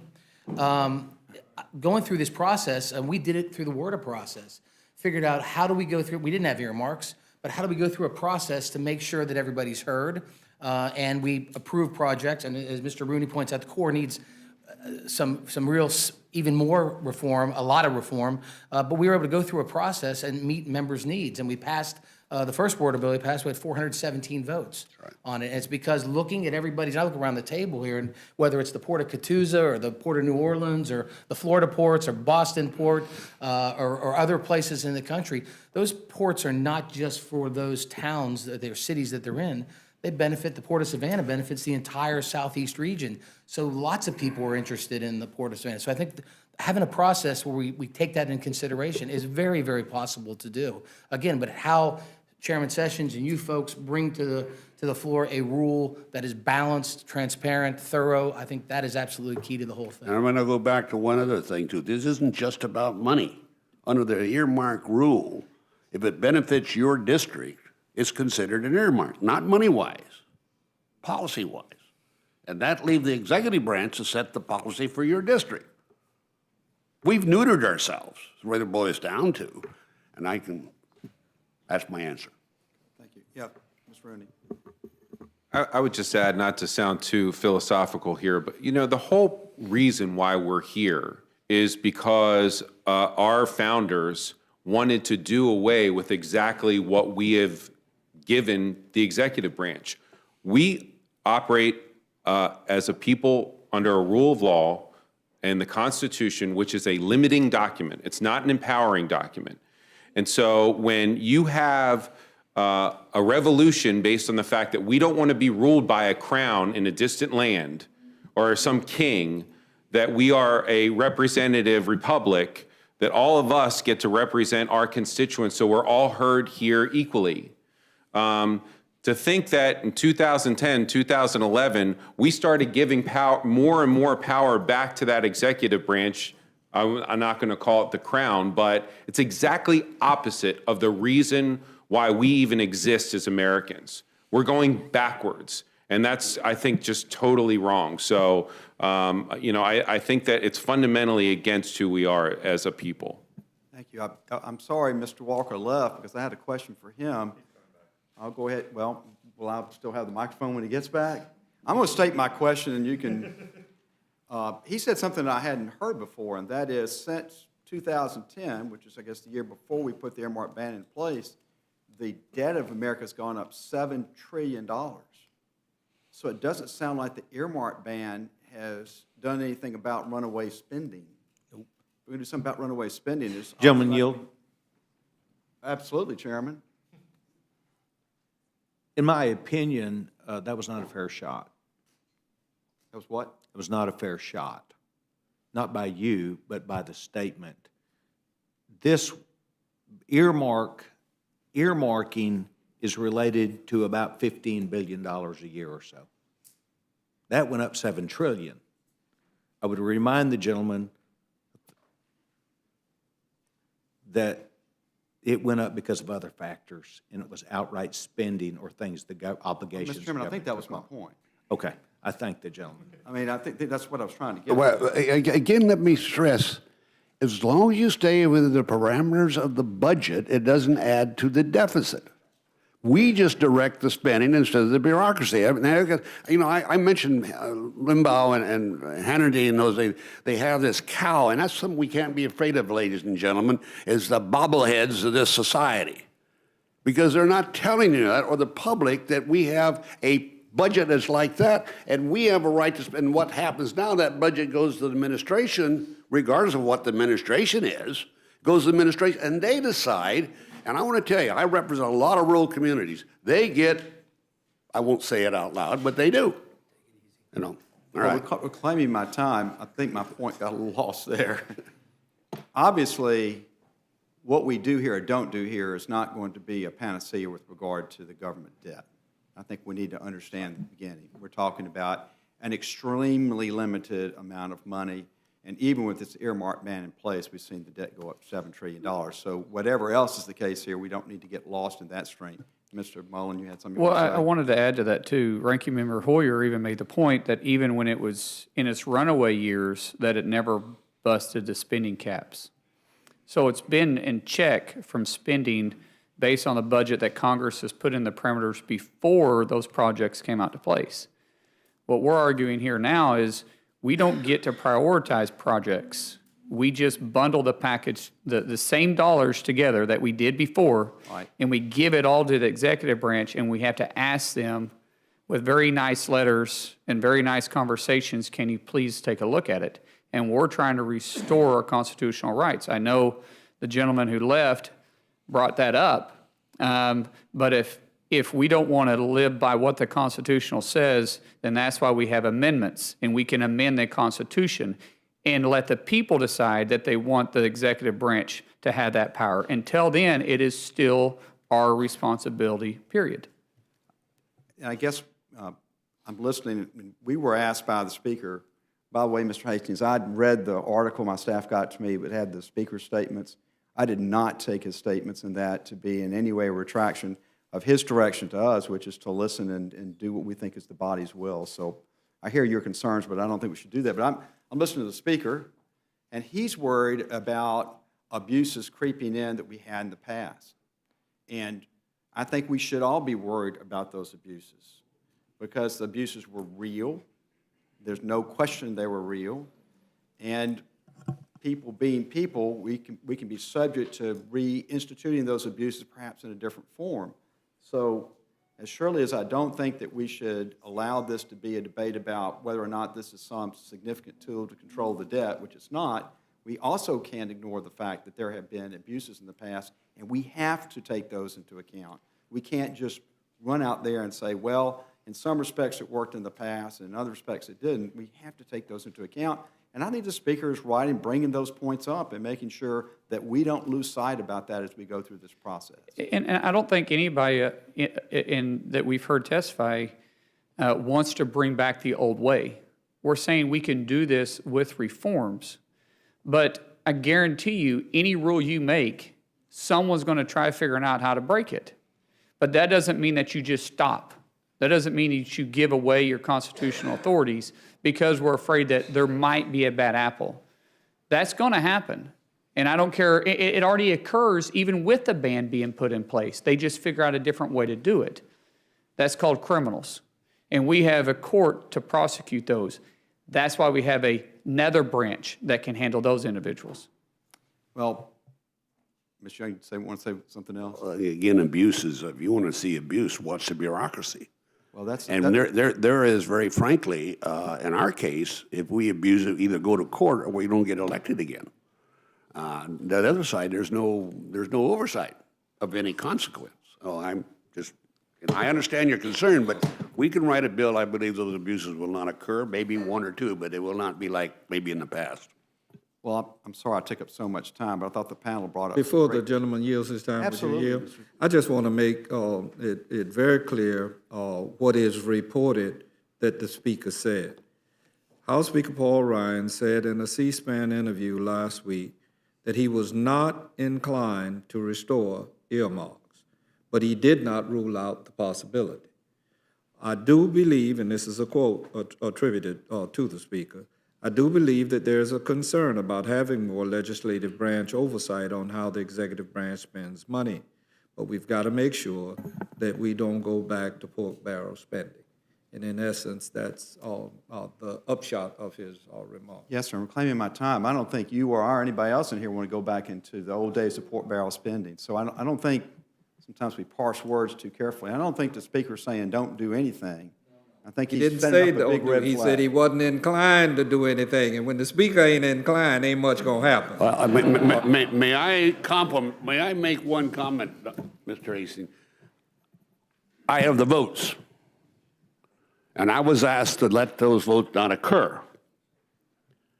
I'm sure the speaker understands that we will have a vote if we don't get something out of the Rules Committee.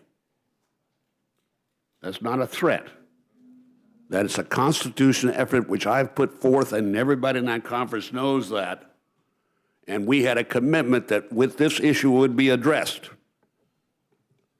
And it will be addressed one way or the other. I prefer it this way because you can do the study and write the position correctly, not going back to the old way. And I'm sure the speaker has the wisdom to see that. Well, reclaiming my time, I think the speaker is telling the Rules Committee that he wants us to listen, and he wants us to understand the will of the body and try to do it in a way that's responsible. And I think your testimony is helping this member, at least, to understand this better, because I wasn't here when earmarks were in place. All of this is pretty new to me. I'm trying to learn it. So I appreciate everybody's testimony. I apologize for taking too much time, and I yield back. Gentleman yields back. Ms. Slaughter, any questions? No questions. Ms. Cheney, questions? I swear, is Mr. Walker? He is supposed Thank you, to Mr. come back. Chairman. Mr. Walker's on his way back. Maybe another member of the panel. Mr. Walker had an interesting analysis of our constitutional responsibilities, and I thought that the analogy that he used in my view, wasn't accurate. I'm not sure if perhaps I misunderstood, but he talking about how we can sort of decide whether or not we want to carry out our constitutional obligations strikes me as an inaccurate reading of the Constitution. And if those are obligations and duties, we carry them out, or as Mr. Mullen said, we work to amend the Constitution. So I don't know if, Mr. Mullen, if you'd like to comment on that further. Well, first of all, Congressman Walker is a close friend of mine, and I know he's a true constitutionalist, and I think his point was getting. And I'm not trying to speak for him, but I think he was trying to make a biblical perspective because he is a preacher, and I get what he was trying to say that about the law itself, but the law and the Constitution. In this case, you have to separate them because we're talking about the powers of the branches and the separations of the two. It is very clear when you look at our founding fathers and the statement of what they made in Article 1 and how specific they were, especially starting with Sections 7 and 8, about the duties of a member of representatives and what we are supposed to do. We undermine it sometimes, I think, when we say the power of the purse. It is a lot more specific than that. And when you get into the specifics, you know the intent of what our founding fathers were. And the founding fathers knew that representatives, not senators even, representatives were closest to the people and understood that we are to come to Congress, represent those, and make sure our constituents' taxpayer dollars are properly spent and equally distributed to the needs of our people.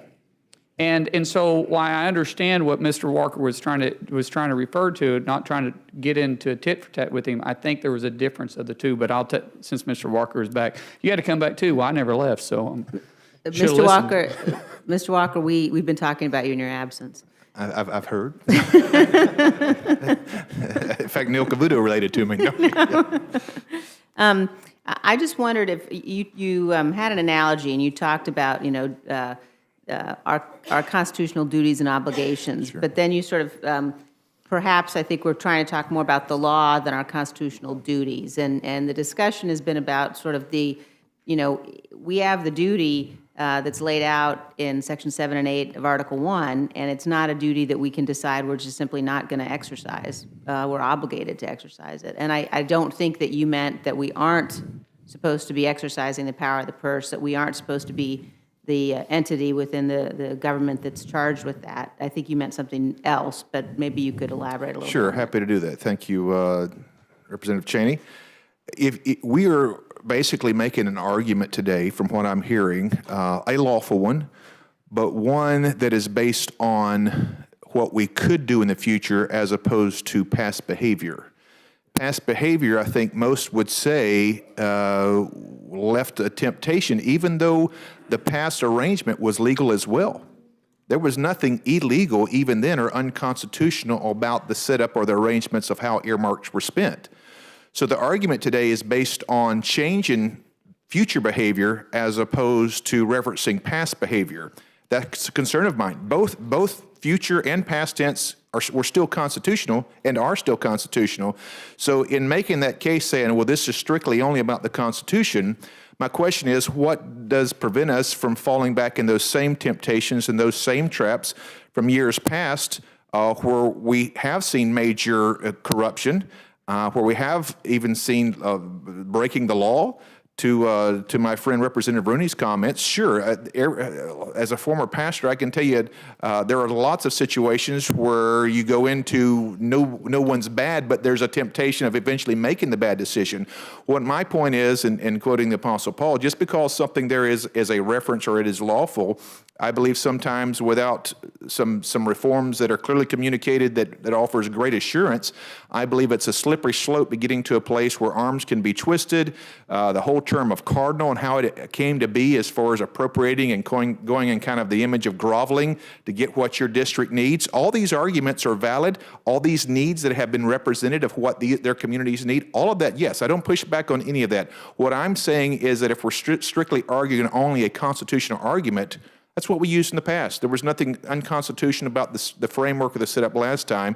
And my concern is that we don't get to the place where we can, or we get to the place where we continue to lead by integrity and build a relationship with the communities that we represent, that this is a position of honor and not one that is considered sometimes detrimental or even a joke. And I yield back.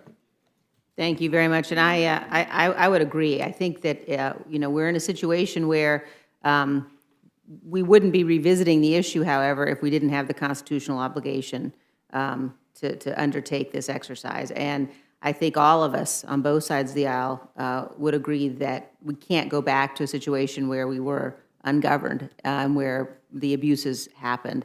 And I guess perhaps the difference is whether you think that you ought to let the fact of those abuses, and I know, members of this body whom I respect believe that there were simply too many abuses in the past and you can't go back to it. But I think that that's a pretty sad statement in terms of this body, and that we need to be able to find a way to look at this issue and recognize we have a constitutional duty to do so. So thank you very much for coming back, and thanks to the members of the panel, and I yield back, Mr. Chairman. Gentlelady yields back, Mr. McGovern. Yeah, I was here when they had earmarks, and I've been here since they haven't had earmarks. And when people talk about, the past and all these abuses, I mean, it's a little bit of revisionist history. There are individuals who abuse their office. There continue to be individuals who abuse their office with or without earmarks.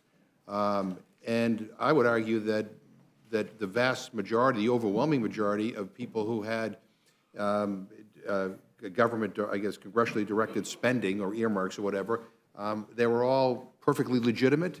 There was nothing underhanded. There was nothing corrupt. In fact, I'll go back to what Mr. Young said. I mean, he talked about some of the smaller communities in Alaska not getting the attention from the state capital in terms of the distribution of certain money that they should have gotten. And without earmarks, they would have gotten nothing.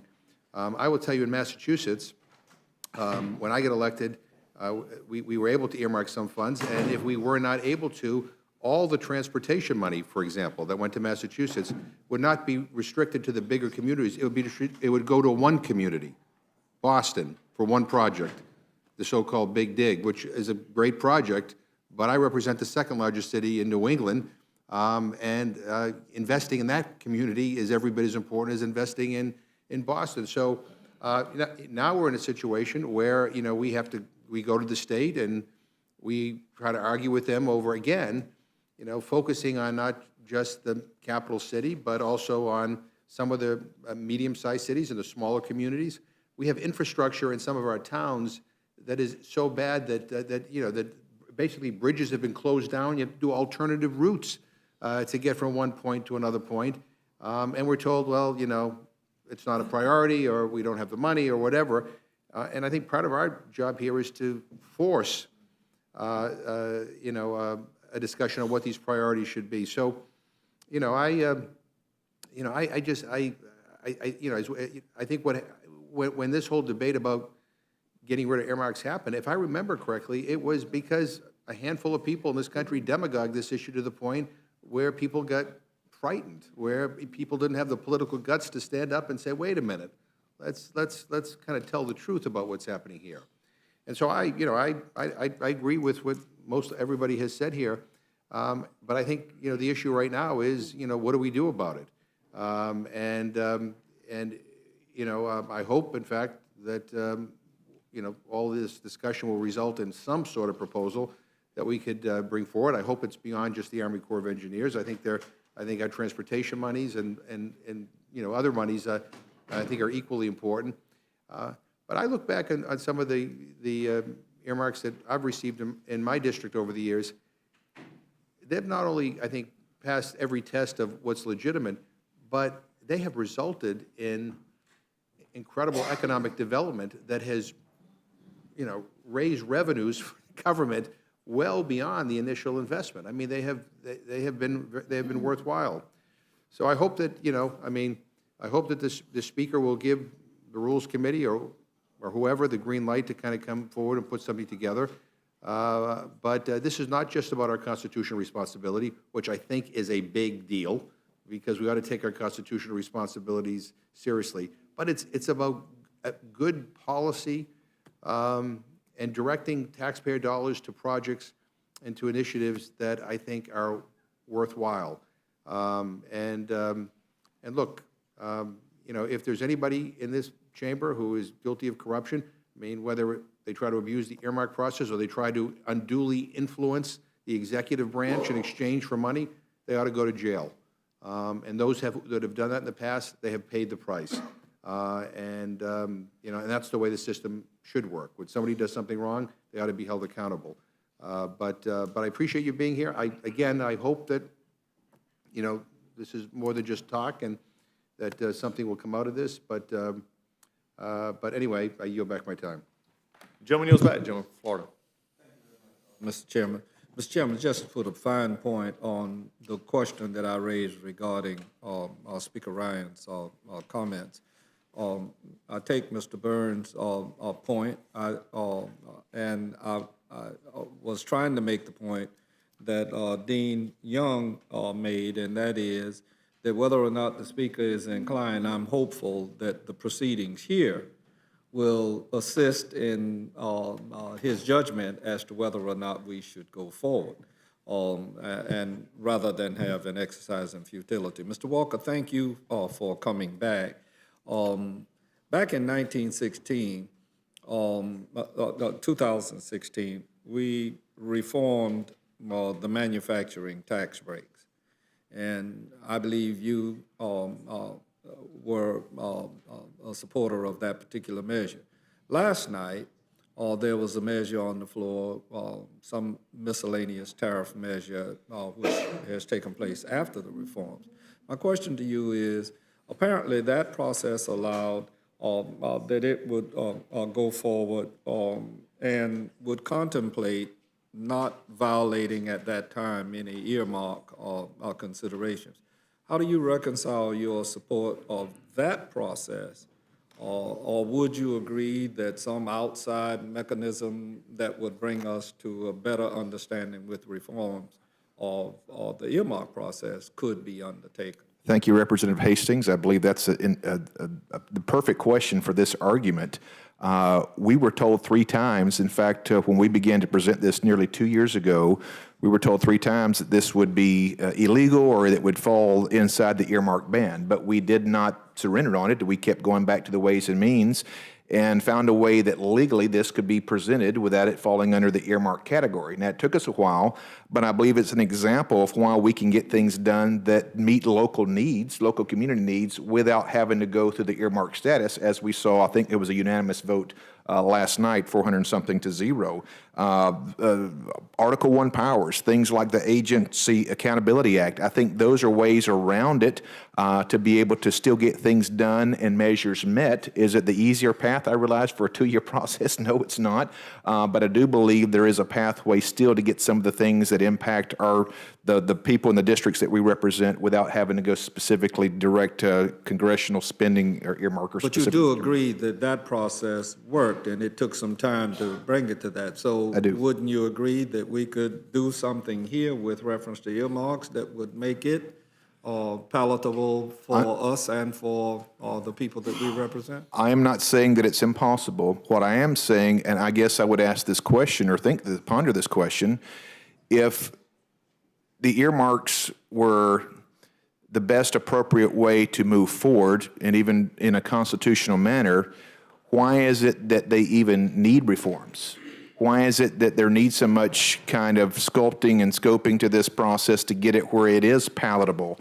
That's my argument. If earmarks or this direct constitutional spending or whatever the terminology we might be using, if it is the best idea, why is there so much energy be putting in this to thread the needle? And that's my concern. Are we putting too much effort to thread the needle? Not saying that's not possible. Well, let me see. Can I sum it up for you and use myself as a for example? Mr. Rooney and I, and people that were here, a Republican colleague of mine, Clay Shaw, that was on Ways and Means, we were able to come together and allow for things in the district. Mr. Rooney and I have an abiding concern about a dike that is going to have tremendous implications if it blows. Now I don't feel that I have that opportunity to do that, and I don't think the process that you mentioned would allow for it. Would the But gentleman yield? of course I will. To my colleague, I would say to Mark, in 2013, 2014, as we were working on the WRDA bill, we brought up this specific issue with our navigational channel that was in critical need of failure at any time because of backlog maintenance. We added an additional $150 billion to the Corps engineers. And they were aware of the project, but all we could do, because we couldn't directly ask them to spend the money there, we could simply make aware of the situation that it needed to be spent. So even though your bill was passed yesterday, let me know how that goes in 3 years when you're still trying to get whatever agency it was for you to spend the money there, because you could not direct them because of the earmark band or the direct spending. You could not direct them specifically, I don't care how you wrote it, specifically on to spend the dollars on that project. And so you're still at the mercy of them. And what Mr. Hastings is saying, and what so many of us are saying, is it is our constitutional authority to not just be bundlers to these agencies, but to direct them directly on how to spend those dollars when we appropriate them as authority given to us by our founding fathers in Article 1, Sections 7 and 8. Would Mr. Hastings yield? Yes, very briefly, because other members, I'm sure. Then I'll yield back. I was just going to respond to. Go right ahead. Okay. I understand what you're saying. We've passed other legislation that impacts the districts and that can help, maybe not to the dollar for dollar spending that you're recommending, but in my concern going forward, I don't want to have to go meet with a cardinal and say, this is my district need, with his response saying, okay, then here's what our needs are. The influence of votes, as you and I know, that has happened in the past, as we move forward in considering this position that you're advocating for, I just want to make sure that we are not following a slippery slope, that this is going to be arm twisting and influential as it is in the past. Well, without a yield back. thank you, and I'll be very brief at this point. Mr. Schuster had, during the WRDA process, was extremely helpful to us, Mr. Walker. But I can honestly say, when Mr. Young was chairman, he had the ability to be a hell of a lot more helpful. All right? Thank you. The last WRDA bill I passed got more votes than Don Young did, so I just had to pull that out. Well, with this panel, before we do, I think one of the things that's been mentioned, and I think this is an interesting thing that came out of this panel that we can move on to others, is the fact of, the question is where is the pressure points? And that is it going to another member that you serve with, and where things can be discussed and talked about, or going to a nameless, faceless bureaucrat that you don't know? With that, Ms. Edgar, you have the last word. And the only reason I got additional time, something that didn't come up in the whole process, is I do think that should be a way to look at either cost-benefit analysis or return on investment for the dollars that are requested and what you spend. So, for example, dredging the Mississippi River gives us a return of $89 to 1. So it makes a whole lot of sense to spend money there. Early childhood education, 9 to 1. But it would be very helpful, and as we ask for submissions, if we get down that road, to make sure that cost-benefit analysis or return on investment is part of what is included in the request. So, Thank you all for staying and coming back. We appreciate it. Thank you. And this panel is dismissed. The next panel will come up is Mr. DeFazio, Mr. Culberson, Mr. Budd, Mr. Cleaver, and Mr. Hastings.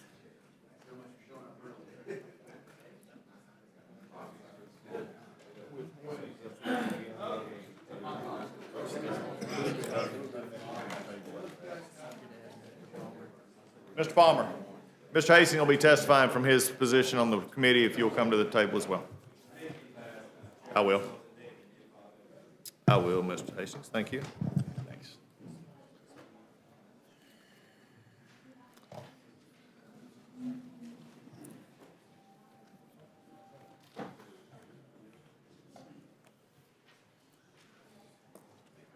And for all the committee and for the witnesses, Mr. Hastings will be last, and we'll go in the following order: Mr. Culberson, Mr. Cleaver, Mr. Palmer, and Mr. Budd, and then Mr. Hastings in this panel. And with that, the chair now recognizes Mr. Culberson. Mr. Chairman and committee members, I thank you very much for holding today's hearing to take a look at the fundamental responsibility of the Congress to direct spending from the Treasury. As the previous witnesses have said, Article 1, Section 9 vests that authority directly in the Congress to no money can be drawn from the Treasury except by appropriation enacted by law. In 2001, when I first got here, I was able to work with my local and state officials to identify worthwhile infrastructure projects that needed help. I did that with their input and guidance, with the help and guidance of my constituents, and was able to target money to flood control projects, to infrastructure projects, and discovered that if you front load the funding to these big infrastructure projects, they move much more rapidly. The Katy Freeway in West Houston was the first major infrastructure project I got involved with.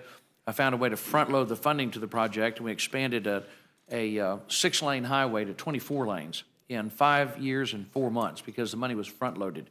And I was able to bird dog it relentlessly. We had a cooperative arrangement between state and local and federal authorities. The highway department did a superb job on that project. It was a team effort, but the money was front loaded, so it made a huge difference in opening up West Houston. It was like coronary bypass surgery for West Houston, open up that freeway. The economy has flourished, and the freeway's been a great success.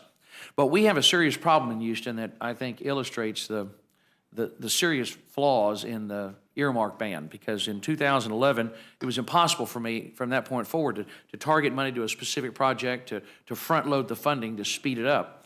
And as you all know, we have in Houston suffered 3 catastrophic floods in the last 3 years that were each declared presidential disasters.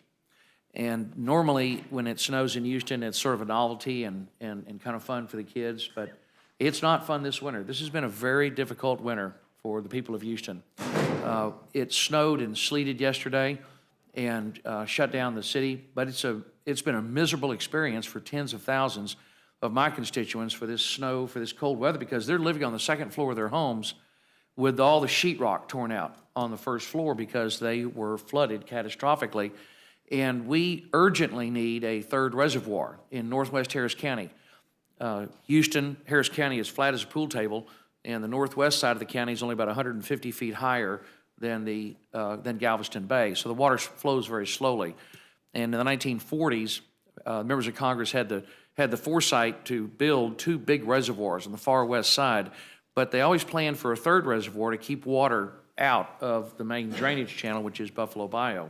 That third reservoir was never built. And as a result, when Hurricane Harvey hit, dropping about 40 to 53 inches of rain in an area the size of New Jersey, the result was catastrophic flooding, the largest housing disaster in the history of the country. And there are tens of thousands of Houstonians still living in their homes or in apartments or hotels. But if you're on the second floor of your house with no sheetrock, sleet and the snow is absolutely no fun. It is a catastrophe. And the Army Corps of Engineers, they do good work, but they move like frozen molasses. And the only way that we're going to be able to get the Corps of Engineers to build these critical infrastructure projects to protect the people of Houston is to target the money to a specific project and put time limits on it, and then have the local member of Congress bird dog it to speed the project up, make sure that it's done on time. That power over spending to a specific project didn't disappear with the earmark ban. It just was transferred to the executive branch. And now an unelected, invisible, unaccountable bureaucrats making those decisions for the people of Houston, for the people of Wyoming and Alabama and Georgia and Florida, rather than the locally elected representative. It's a real problem. And we in Houston have a whole variety of projects we need to do to help protect the city against future floods, which are going to happen. But we can't wait 10 or 15 years for them to be built. They need to be built much more rapidly. And again, the Katy Freeway is a great illustration of that. If you front load the money and work with your local and state officials, that freeway, the largest reconstruction project in the history of Texas, was done in 5 years and 3 months, which is a world record, because the money was front-loaded and we all worked together as a team to get it done. So I'd suggest something specific to you as a way to prevent the abuses of the past. No one wants to go back. None of us want to see the way earmarks were handled before. That's not what we're here to talk about. We have a responsibility. Our job description is representative, and I'd suggest that we do what we have always done, and that is that if you get a request, Mr. Chairman, I'd suggest that the thing you should consider is to amend our rules so that if you as a member of Congress get a specific request for a flood control or infrastructure project from state or local government, that you would then have the ability to put that into an appropriations bill at subcommittee. And the full light of day, it has to start at subcommittee. It has to be recommended to you by state or local government. So it would be, for example, as in the state of Texas, I'm sure in Alabama and Wyoming and Georgia and Florida, you've got a 5-year construction plan for your highway projects. It'd be something submitted to you by your governor or your highway commission, or in the case of Harris County, our Harris County judge or the flood control district would recommend that third reservoir in northwest Harris County, or to finish out some of the other bios to build them to a 100-year flood event. So if you get a request from a state or local government, that you could then put that for flood control or infrastructure into the appropriations bill at subcommittee. Everybody can see it. You put your name on it. It's come from local or state government, and then it goes all the way through the process. Everyone can see it. It cannot increase spending, and it fulfills our fundamental responsibility to be a representative for the people that elected us. It fulfills the intent of the founders in creating the power of spending, investing in the Congress. At the time the Constitution was ratified, the only branch of the government that was directly elected by the people was the House of Representatives. The Senate was elected by the state legislatures. The executive was elected by the Electoral College. The founders understood that the power of the purse was the most effective and powerful check and balance possible, and also the most dangerous and one of the most potentially destructive and subject to abuse. So they vested that power in the Congress, and in particular in the House of Representatives, because we're up for election every 2 years. We are the most accountable, the most responsive members of the federal government to our constituents. So I would suggest to you that you take a look at that proposal, one that Mr. Rooney came up with. I think he's right. We need to target this to infrastructure and flood control, because the people of Houston simply can't wait. We don't have 10 or 15 years to get these flood control projects built. And I assure you, as their representative, I'll ask for those dollars to be targeted at the request of my state or local officials, and I'll bird dog it and make sure the project's done and put a cattle prod where necessary to make sure the Army Corps gets their job done in a timely fashion to protect the lives and property of the people I represent in Houston. Thank you very much. Gentleman yields back, Mr. Cleaver. Thank you, Mr. Chairman. I want to try to avoid saying anything, saying the things that have already been said. Let me just say that I support earmarks. I support directed spending. Now, you know, there are a lot of people who support this who probably don't want to come before the committee, you know, and I don't care because my support is well known in my district. When Sam Graves and I were endorsed by the Kansas City Star for this last election, here's what they said, and I think this is important. Some purists have complained about Cleaver's unabashed pursuit of pork for the Kansas City area. This is short-sighted criticism. He has been unapologetic about bringing hundreds of millions of dollars home to the 5th District through federal investments in transportation, flood control, Veterans Affairs improvements, job training, and domestic violence prevention funds. Cleaver deserves to continue representing the people of the 5th District. I'm not ashamed of getting money brought into my congressional district. And I have brought copies of my earmarks that can be vetted again by anybody, the media, anybody. In fact, I want them to vet them because it gives me some more praise from my voters. So I'd like for them to be talked about as much as possible. Now, I represent Kansas City, Missouri. My wife, when I was mayor, only wanted me to do one thing, and that's change the name of the city.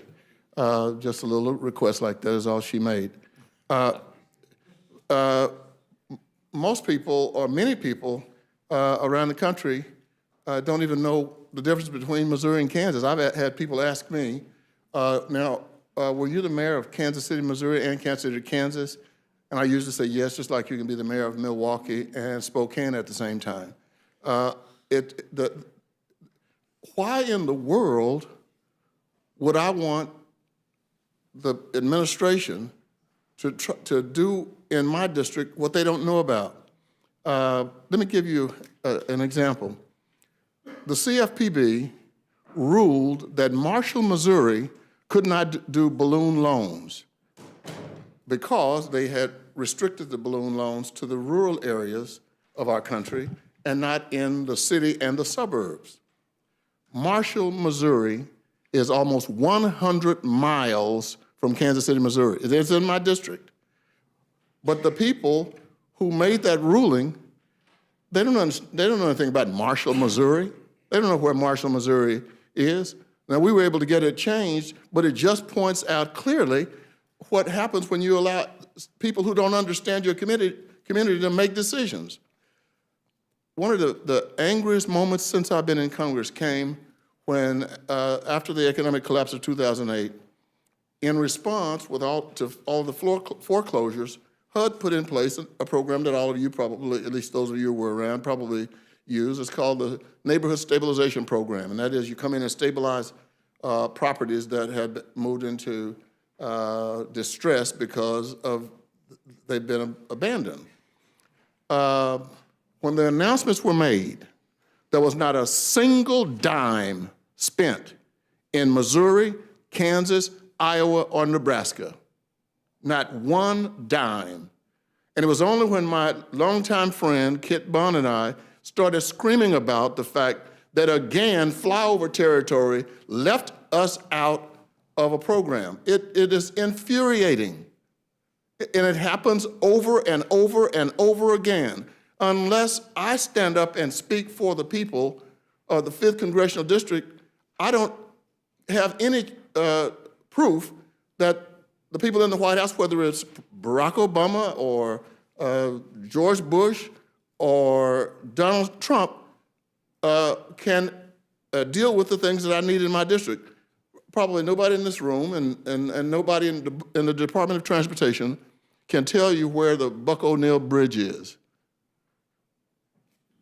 40,000 people cross it every day, and it is near collapse state. And when people come to me, and there's a news article I didn't bring with you, an editorial saying, we hope that Congressman Cleaver will go to Congress and push for the construction of a new bridge. Ladies and gentlemen, what they don't understand, I have nothing to say about the new bridge. I can write a letter over to the White House and say, would you please, pretty please, think about putting some money in this bridge. This is absolutely ridiculous. Our constituents come to us and say, can you help us on this, or can you help us on that? And we have to say, well, that's not what we do in Congress. And so I am absolutely committed to earmarks. And when you talk about the possibility of a transportation bill coming up, why in the world, and this is a serious question, why in the world would I vote for a transportation bill when I know that the people who are going to make the decision are completely oblivious to what I need in my district? And I vote for a bill and nothing comes to the districts that I represent, a $4 million project on the I-70 exchange entering Marshall, Missouri, and so nothing happens. Who are the constituents going to be upset with? A no-name bureaucrat in Washington? No, our congressman can't deliver. Our congressman can't deliver. This is absolutely crazy that we would relinquish our authority repeatedly to another branch of the government. And so I hope that we can do something, and I don't think we need to do a long waiting period. It's time now to bring back earmarks or directed spending. Gentleman yields back, Mr. Palmer. Thank you, Mr. Chairman, and thank you to the members of the committee for having this hearing today. I'm very encouraged by what I've heard this morning in regard to restoring transparency and accountability and Article 1 authority to Congress over the appropriation of the people's money, as required by Article 1, Section 9, Clause 7 of the Constitution, which says, if I may read, no money shall be drawn from the Treasury but in consequence of appropriations made by law. And a regular statement account of the receipts and expenditures of all public money shall be published from time to time. I don't think that's what we've been doing. Over time, Congress has eroded its appropriating authority by granting agencies authority to collect fines, fees, and other revenues outside of the appropriated funds and spend or hold these funds. According to the Office of Management and Budget, the federal government collected $516 billion in user fees alone in 2015. A substantial portion of these funds are being used to offset appropriations, but not all of them.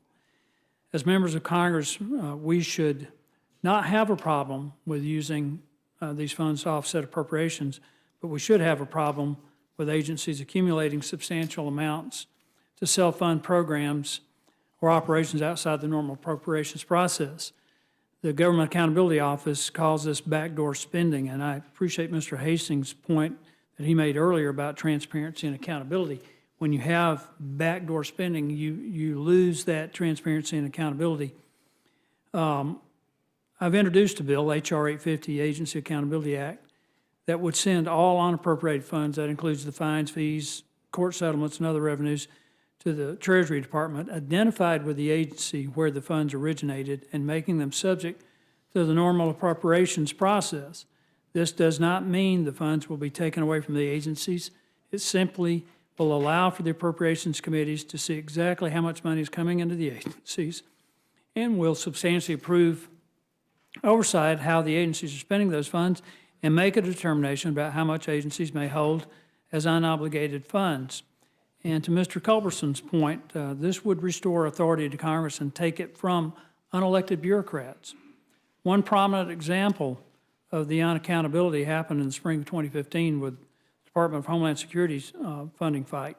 Congress was attempting to rein in President Obama's Deferred Action for Childhood Arrivals, or DACA program, when the U.S. Citizenship and Immigration Services made it known that it intended to circumvent the will of Congress by funding the program through fines and fees. Now, whatever your position might be on that issue, I think we have to agree that this is outside of the transparency and accountability that we want to have in Congress. And while they might not all be funding programs that Congress never intended, many agencies have accumulated substantial amounts of funds. The Agency Accountability Act, which currently has over 130 co-sponsors, would allow for more oversight of federal agencies. It would finally place the Consumer Financial Protection Bureau and the Financial Stability Oversight Council under congressional oversight. And as Mr. Cleaver pointed out in regard to Marshall, Missouri, these are unelected bureaucrats who don't get one dime of appropriated funding from Congress that basically thumb their noses at members of Congress when they have an issue like that he brought up. In 2012, the Office of Management and Budget reported that there was over $700 billion in unobligated funds held by federal agencies, and former Senator Tom Coburn's office estimated that over $82 billion of those funds had been held in agency accounts for between 6 and 20 years. In a more recent report, the GAO reported that $870 billion in unobligated funds were held by agencies across the federal government. The GAO has reported extensively on this issue of unobligated funds and recommended a review of these balances to determine how they are managed and to seek opportunities for savings. I would argue that requiring all unappropriated funds go to the Treasury, identified with the agency where the funds originated, would substantially improve Congress's oversight over spending, as well as ensure that federal agencies hold appropriate balances that are under the direction and oversight of Congress. We've been talking about earmarks. I think this plays into this whole issue, because if you're going to talk about earmarking, you've got to take into account all federal revenues, whether it's tax dollars or fees or fines or court awards. It is all part of the process. And I'm not going to argue one way or the other on this, but if you go through the use of unappropriated funds, it would be argued that unelected agency officials are earmarking federal funds. So I just want to urge my colleagues on the Rules Committee to schedule proceedings on this, what I believe is a vital piece of legislation, to the very discussion that we're having, and to consider adding it to any package dealing with Article 1 and effective oversight. It solves a number of issues in one fell swoop. I'll be happy to answer any questions the committee may have. Thank you. Thank you. Gentleman yields back. Mr. Budd. Thank you, Mr. Chairman, and to the committee for having this inquiry. So this is a bit like deja vu coming in this week to a year and 2 weeks ago when I was sworn in. The day before that, so January 2nd of 2017, this was the issue. And we determined, I wasn't even officially a freshman at that point. I was a day away from being sworn in. And it wasn't appropriate at that point to bring back earmarks. And so my question is, in my opinion, is that it's still not the right time. So I'm opposed to earmarks, but I do realize that the perspective inside an institution is different than it is on the outside. And everybody in Congress, including me, knows that there are things in this institution that we have to do that are unpopular in order for it to function. It's easy to grandstand against these things, but Congress as a whole has no lobbyists to defend it and no constituency to offend. But since our voters at home often confuse the activities of this body with the activity of individual members, blasting Congress, fortunately or unfortunately, it happens to be good politics. I suspect you'd be hard-pressed to find a member who hasn't done at least a little bit of that. I also believe that it would be a mistake, however, to put the earmark ban into this category of congressional activity, things that are unpopular but institutionally necessary. In fact, I think restoring earmarks will hurt and not help Congress as an institution. So I'd suggest a yardstick for us to evaluate potential rule changes, and that is that any change in the rules should encourage members to act according to principles and not politics. It's principle that enables us to stand up to powerful constituencies for the public interest, not in an absolutist way that would prevent any imperfect legislation from passing this body, but in a way that, just like we applied our principles on tax reform just recently, it would have been politically convenient to get rid of tax bracket reductions or the estate tax repeal and a host of unpopular provisions. But Republicans, however, they hung together on these principles and we passed the bill. So we'll need more of this if we're going to solve our country's problems. But earmarks do not encourage principled political action. Earmarks reward members who are willing to trade votes for district funding. In the words of Jefferson, they always get the most who are meanest. In the words of Jefferson, like I said, but in other words, the most nakedly transactional behavior elicits the most substantial rewards.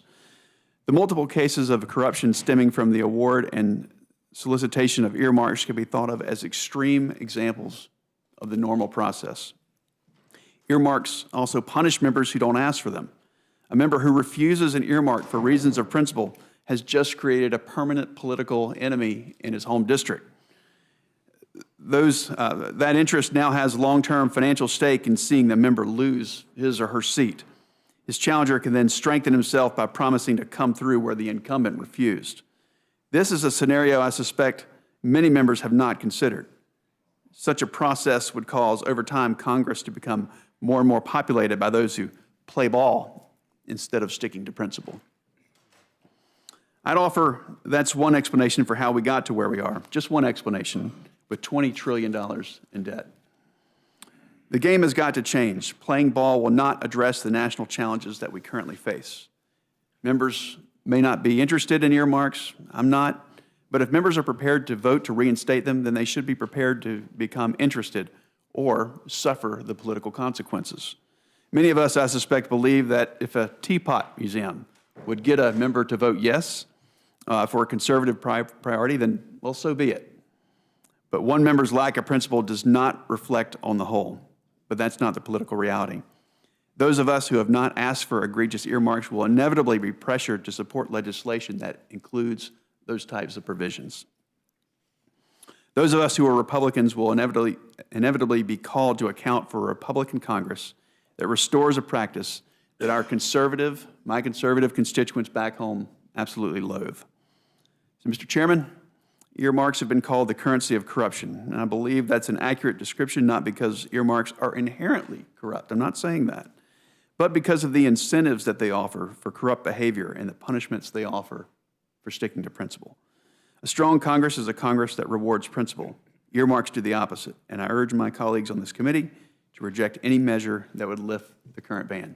Mr. Chairman, I yield back. Gentleman yields back, Mr. Sanford.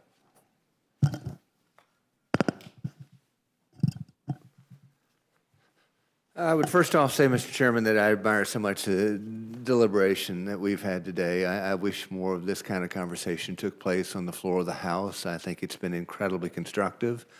You've heard from people of real conviction who genuinely believe what they were talking about in terms of the balance of power in our political system and in our constitutional framework.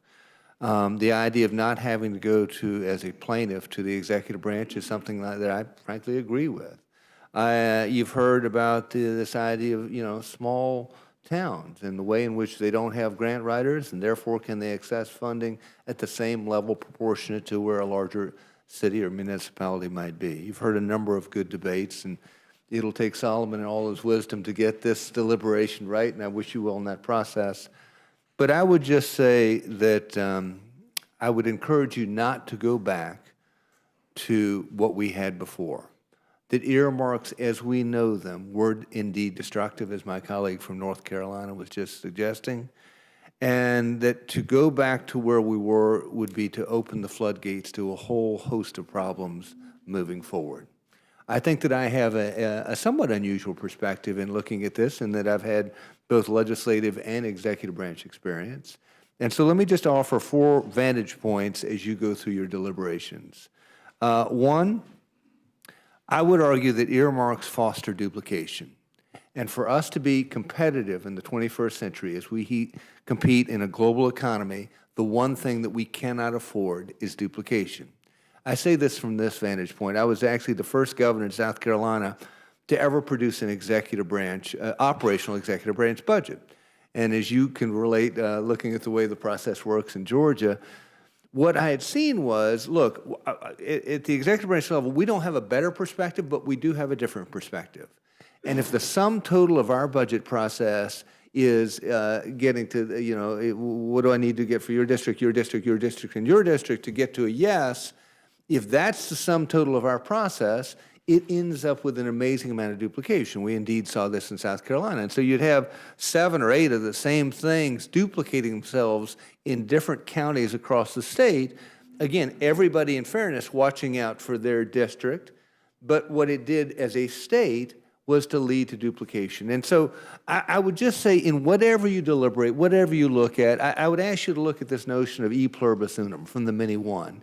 And how do we go back to that concept in terms of setting the priorities so that they're not driven simply from the bottom up, though indeed that bridge that you're talking about, or indeed the flooding problems that you have in Texas, are real and they need to be addressed.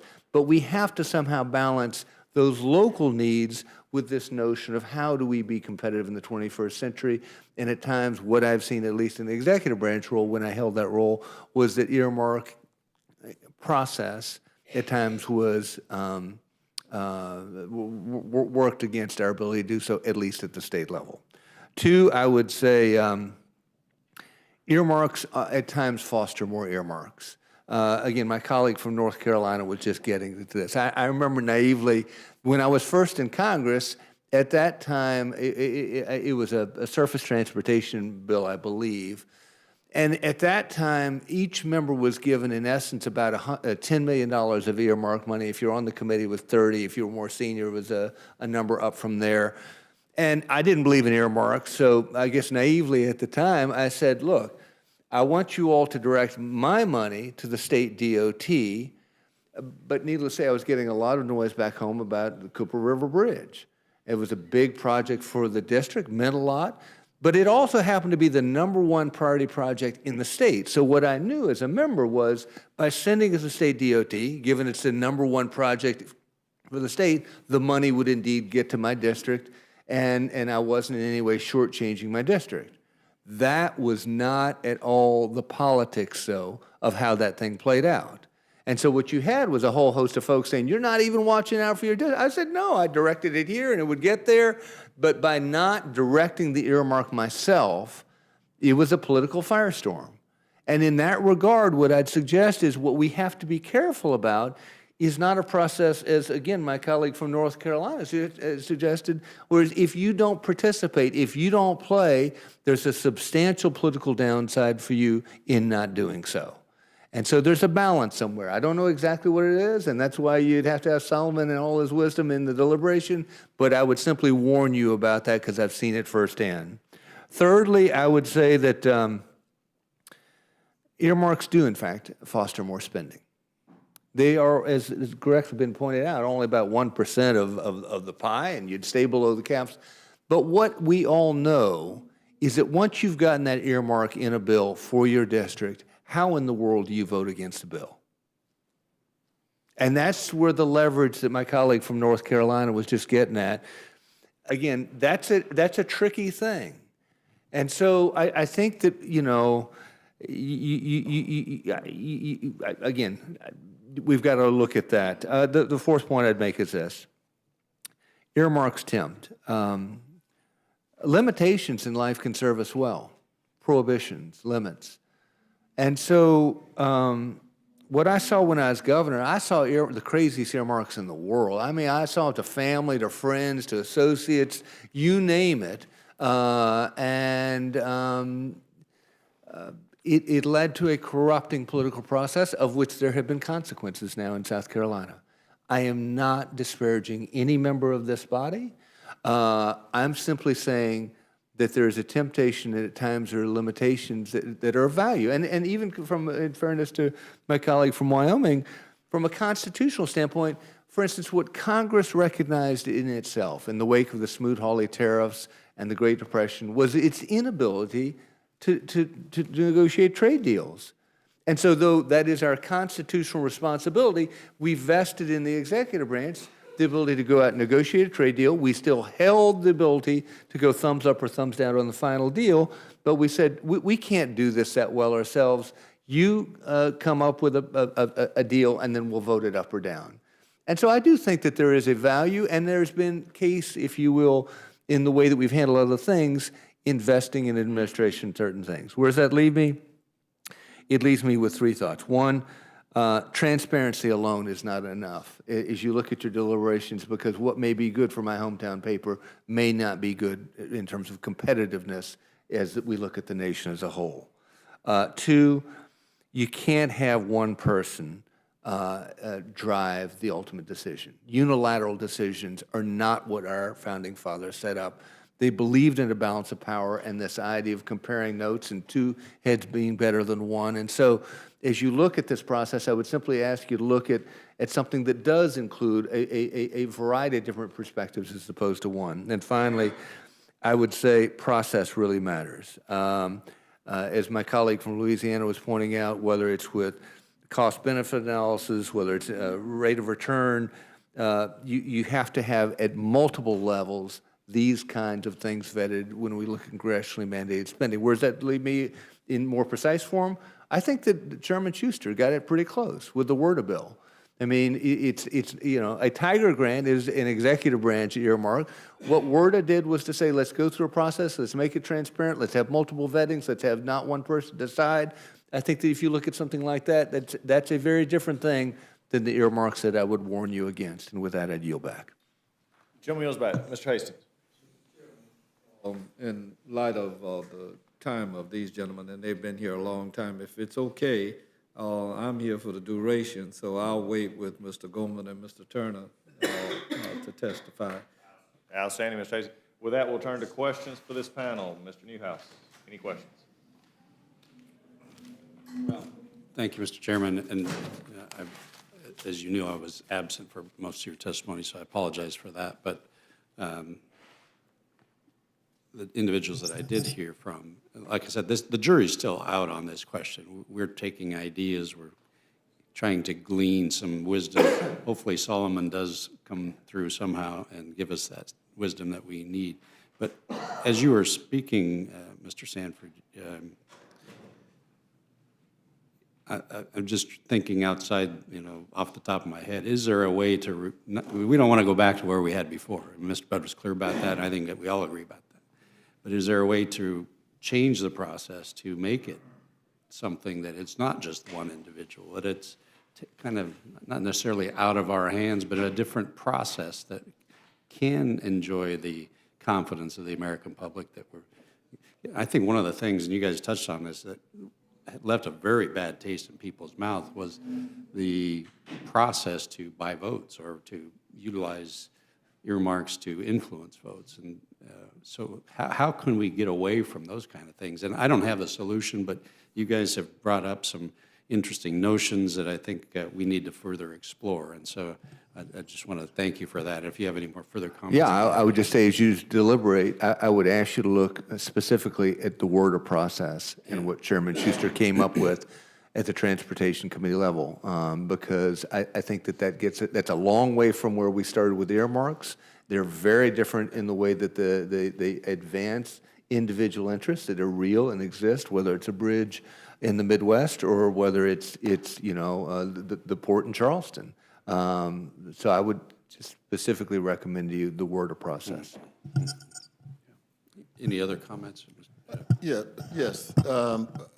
Look, it's already against the law to rob the bank.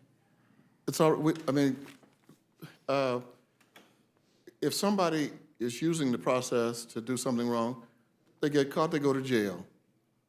I mean, if no matter what institution they have been connected with, they go to jail. There were 3 people since I've been in Congress who violated the law on earmarks. All 3 of them went to jail. What we're doing is, is absolutely, I don't believe in self-mutilation. I will not mutilate myself. And I'm gonna try to build myself up. We had one man sending salacious emails to the pages. So what do? We cut out the page program. Absolutely crazy.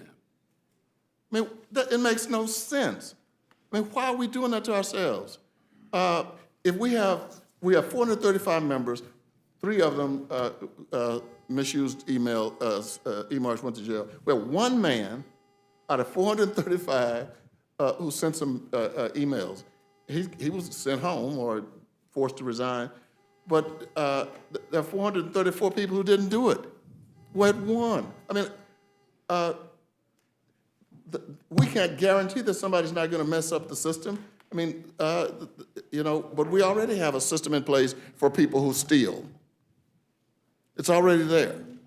And I'm not going to back up at all from trying to represent the concerns of the people of Missouri's 5th District, and I think they appreciate it. Let me conclude by just saying, I went to John Boehner's office, Speaker Boehner's office. We had a long conversation about police body cameras, which he supported, I supported. We were having a conversation. And he said, I've been here for 26 years at the time. This may have been a year or 2 before he left. He said, I've been here 26 years and I've never gotten an earmark. He said, I never wanted any earmarks. And he said, but one of the things that I have learned since I've been here is that it's a big deal for a lot of other people. And this was after we had discontinued the process. He recognized that in his district it was not a big deal. But in the districts, nobody would be upset if you said, I don't want earmarks. I wouldn't. In fact, I'd like to get some of the money that you could have gotten. just say, I don't want them, I'll give it to Cleaver. And I will thank you and call a press conference and acknowledge you in the newspaper. Because I'm not ashamed of responding to the needs of my people. Thank you. Mr. Culberson. Mr. Newhouse, 70% of the nation's gasoline comes out of southeast Texas, and had Hurricane Harvey been a full-blown hurricane with a massive storm surge, it would have drowned out, shut down most of that refining capacity. It was a catastrophic storm because it rained so much, it just parked, and then it backed up and just sat there and rained on us. But there was fortunately, there's no storm surge. So one of the things that we urgently need in southeast Texas is to extend the Galveston seawall up and down Galveston Island to protect all those refineries. That is the top of the list for the state of Texas. So the suggestion I'd made earlier is that why don't we limit this to requests that are made of us as representatives that come to us from state or local government, that it be limited to infrastructure or flood control, that you have to put it in a subcommittee, goes through the entire process in the bright sunshine, and it cannot increase spending. So we're doing our job as representatives on behalf of the people we represent to be good stewards of their very precious, very scarce, and hard-earned tax dollars to make sure that it's targeted in a way that's transparent, that we're absolutely accountable for. We're up for election every 2 years, and I'm doing my job on behalf of my constituents and helping out my state and local officials. Well, thank you. I appreciate, like I said, the input. This isn't a decision that the 3 or 4 or 5 of us are going to make. It's going to be a little larger body. But the contributions you've made to the discussion are very valuable, and I appreciate that. I yield back my time, Mr. Chairman. Gentleman yields back. Mr. Chairman, in the interest of time, I'll forego any questions, but I do appreciate all the members being here. Yes. And their perspective. And I'm going to talk with Mark on the floor. We came here together, and I want to try to be more persuasive. I could imagine that conversation, Ms. Hazen. Ms. Cheney. Thank you. I also just want to thank the panel very much. I think that you've raised a number of important issues. I do think it's important, though, as we look at this, and again, you and I share the experience of having served in the executive branch, you at the state level and me at the federal level, and I think we have an obligation to make sure that we don't leave our constituents at the mercy of those who are unelected. And I think that we can go too far, and we have gone too far in terms of the ban that's in place right now in both prohibiting us from carrying out our constitutional duty and prohibiting us from representing our constituents most effectively. And I think that both you, though, and Mr. Budd have raised very important points. Nobody wants to return to those days. And the easiest thing in the world would be to say we're going to just not deal with this, but I really do think we have an obligation to address this issue and find a path forward so we can carry out our constitutional obligations. And with that, I yield back. With that, the gentlelady yields back. No further questions. This panel is now removed. If you have anything left for the stenographer, please leave that and have a wonderful day, and thank you for coming and testifying. While we are waiting for the next panel, will be Mr. Gomer, Mr. Turner, and Mr. Hastings. We are going to try and plow through this before the vote is finished, so please, this panel will be seated. While we're there, I ask unanimous consent to add to the record a campaign for accountability and other organizations. A letter to the committee without objection will be added. Also, I have statements from 10 members who are not able to be here, and ask unanimous consent they be added to the record without objection. They are added. At this point, we will now continue moving forward. Mr. Gomer, you are recognized. Mr. Turner, you'll be next, and then Mr. Hastings, when he gets back, will be ready, and we will plow through the votes we'll be holding for us. Thank you. And I was listening to things my friends were saying here, and it is true. Let me just say, there were earmarks when I got here. They were abused every year that I was here, and they were available. I can tell you, it's a lot easier for us as legislators if we don't have earmarks. Because if we're making decisions about specific line items of spending, it requires work. It requires listening to people, listening to the different interests. And it's just easier to say, you know what, I don't have the power to do that. You just going to have to go to somebody in this administration. And I heard with interest the comment that earmarks end up requiring duplication and end up costing much more, requiring much more spending. Yet I note when I got here, there was maybe 10 billion or 10 trillion in debt, federal debt. And we've doubled that.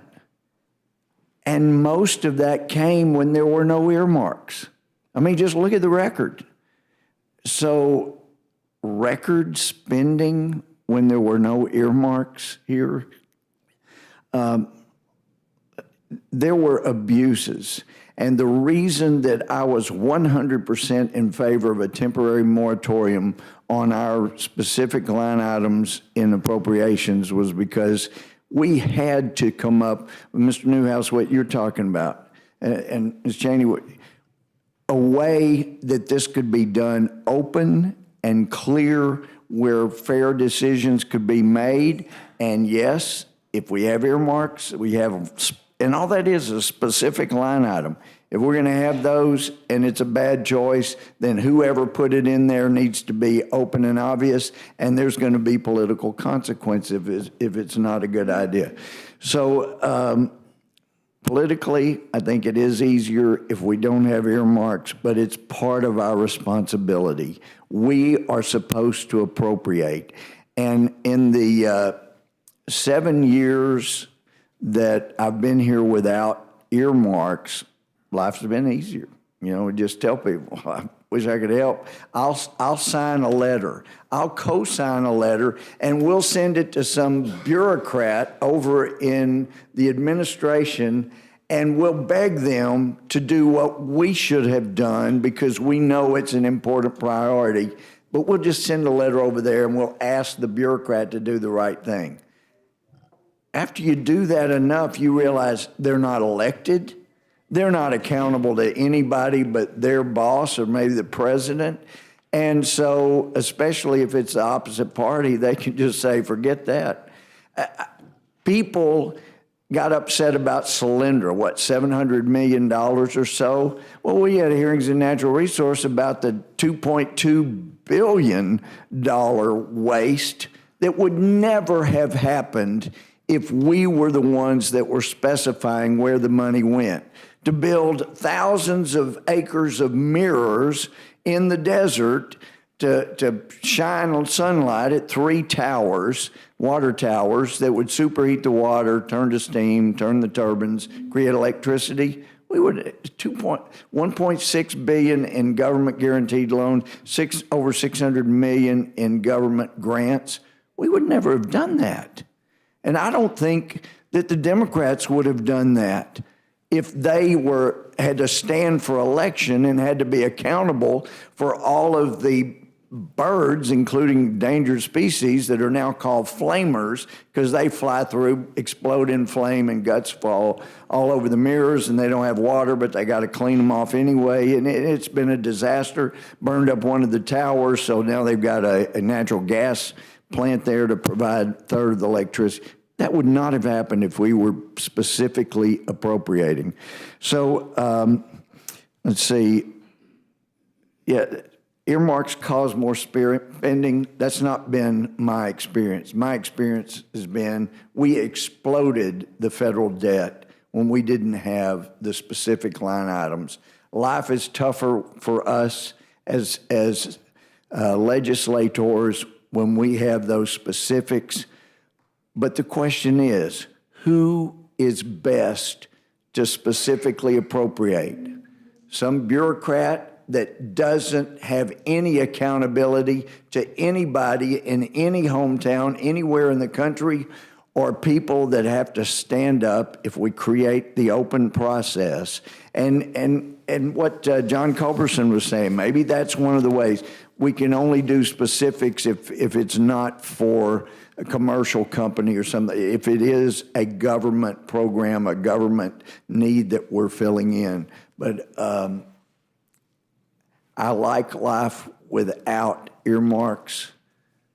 But for heaven's sake, the Constitution created a balance of power, and when we don't use that balance of power, then we are doing a real disservice to the country. Make it open in office, make people accountable for what they do and the line items they request. But I think we've got to get back to doing our job the Constitution gave us, and I appreciate your time. Gentleman yields back. Gentleman from Ohio, Mr. Turner. I would agree with Louis on his statement. You know, anyone who has a job, who agrees to delegate a portion of that job to someone else, their job gets easier. But they're not doing their job anymore. And that's what we are. We are not doing our job anymore when it comes to spending. I appreciate your articulation of that. A couple things I want to say about earmarks and earmark reform, because that's what the discussion should be about, not earmarks or not or for earmarks, because I think we need to reclaim our own constitutional responsibilities on spending. But we need to deal with some facts. There has not been one penny of additional spending that has ever occurred as a result of an earmark. We know that. We all know that. But yet, speaker after speaker, because earmarks have become politicized, will stand before you even here and say, earmarks increase spending. But we know it doesn't, because structurally it can't. We adopt a budget first. We then give the Appropriations Committee boundaries on their spending, and then once those boundaries are determined, the money is allocated among the subcommittees, and at that point, members have an opportunity to affect the overall direction of those dollars. We don't decide how much we're going to spend, send it through the appropriation process, and then go back and add to our budget earmarks. So everyone who says that it results in increased spending is misstating the process that they have been participated in every year here in Congress. The aspect of people might vote against a bill doesn't ever send a bill back for less spending. It always results in the same number of spending, so not one penny of increased spending. Now, on the issue Ms. Cheney was saying of, you know, we're losing our responsibility, fascist bureaucrats do it. There are real examples of where Congress has made a difference in policy and in spending that have made outcomes of things that today we take for granted. For example, arming drones. The Household Services Committee, the Appropriations Committee worked together to make certain that those funds were made available, that advanced that ingenuity that today is a technology that we depend on. If we waited until the Department of Defense determined and requested that from us, which is the situation we're now in, we would not have the ability to deliver that process of Congress being part of the debate of where our spending should go, even where our policy or capabilities should go. So the issue that everyone talks about, which is the most important on the aspect of reform, is transparency. Now, in my community, when I was mayor and Tony Hall was our congressman, we worked together to put together an open process with respect to earmark requests. We actually have a process that we call the Priority Development and Advocacy Committee, where in our community, when we had earmarks, there were open public hearings, and any group or organization that was going to request one had to go before this public hearing. Our community got to be involved. People rotated in and out of the community. Any jurisdiction, governmental jurisdiction in which an earmark was going to be directed had to also hold a hearing and also request with their support the earmark. With that, our committee would then vote and prioritize them, so we knew it had full support. When this debate on earmarks occurred last time, I dropped the Anti-Pork Act in the 111th Congress, and it would have institutionalized some of these transparency requirements, requiring that a member of Congress certify that a hearing in their district has occurred on the particular project, requiring that if the earmark is to occur within a governmental entity's jurisdiction, that jurisdiction similarly have a public hearing and pass a resolution in favor, and also requiring leveraging, requiring that any earmark only amount to no more than 50% of the overall project cost, so that state, local dollars, perhaps even other federal resources could be applied, because we had, I think, in the instances of abuse, 100% earmark projects occurring, and those tend to be projects that don't have full broad support. So as this committee takes up this issue and looks at the abuses, I think openness and transparency is where we need to go. The Appropriations Committee, other committees, when they receive the earmark requests, should have to have hearings and an open process, and members themselves should have accountability in their district and have open hearings and processes before they even submit and request us to apply earmarks. But I support what you're doing. This is important, and I think we need some sort of fact statement for people to understand what we're dealing with. As we continue to hear that earmarks create more spending, we know that's a fictional statement because it doesn't follow through what our processes are. We should get some agreed upon facts as we go through this debate so we can debate the issue of what were the abuses, how do we fix them, and how do we get to transparency. Thank you. Thank you, Mr. That goes to Mr. Hastings. Briefly, Mr. Chairman, and I recognize you all need to, all of us, to go and vote. So I I ask unanimous consent that my full statement be made. Of course, Ms. Hazy, you've been so gracious with your time, and also, there's about 200 still have not voted, so there is still a few minutes. All right, but I won't bore you all. I think you already know pretty much where I stand, but I do want to highlight some of the things that when we did have earmarks, and I won't go into great detail, but in the city of Fort Lauderdale, for example, I was able to assist in developing a corridor that had been underserved for a protracted period of time. And we brought there an African-American research library that is one of the preeminent ones in the country. I didn't get all the money for it, but I helped to get money to start it. In the city of West Palm Beach, portion of which I represent, I was able to get an earmark dealing with youth mentoring and gang violence prevention. I also helped the University of Miami, which was not in my district, but something that helps all of us, do research into hurricanes and support critical maintenance on intracoastal waterways.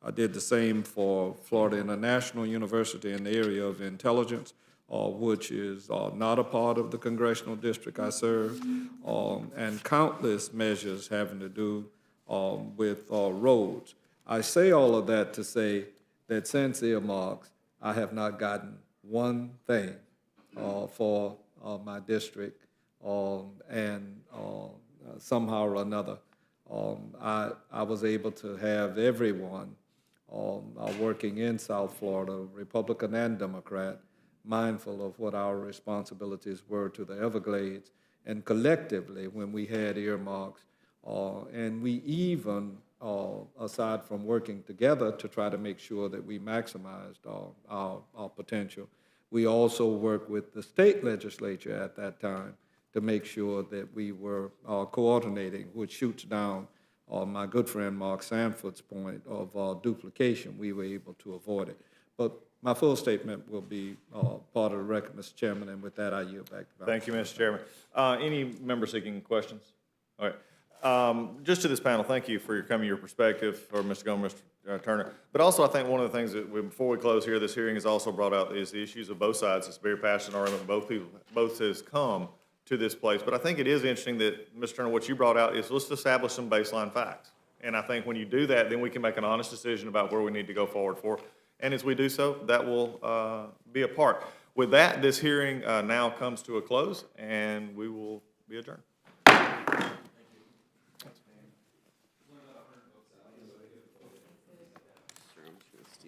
Go home.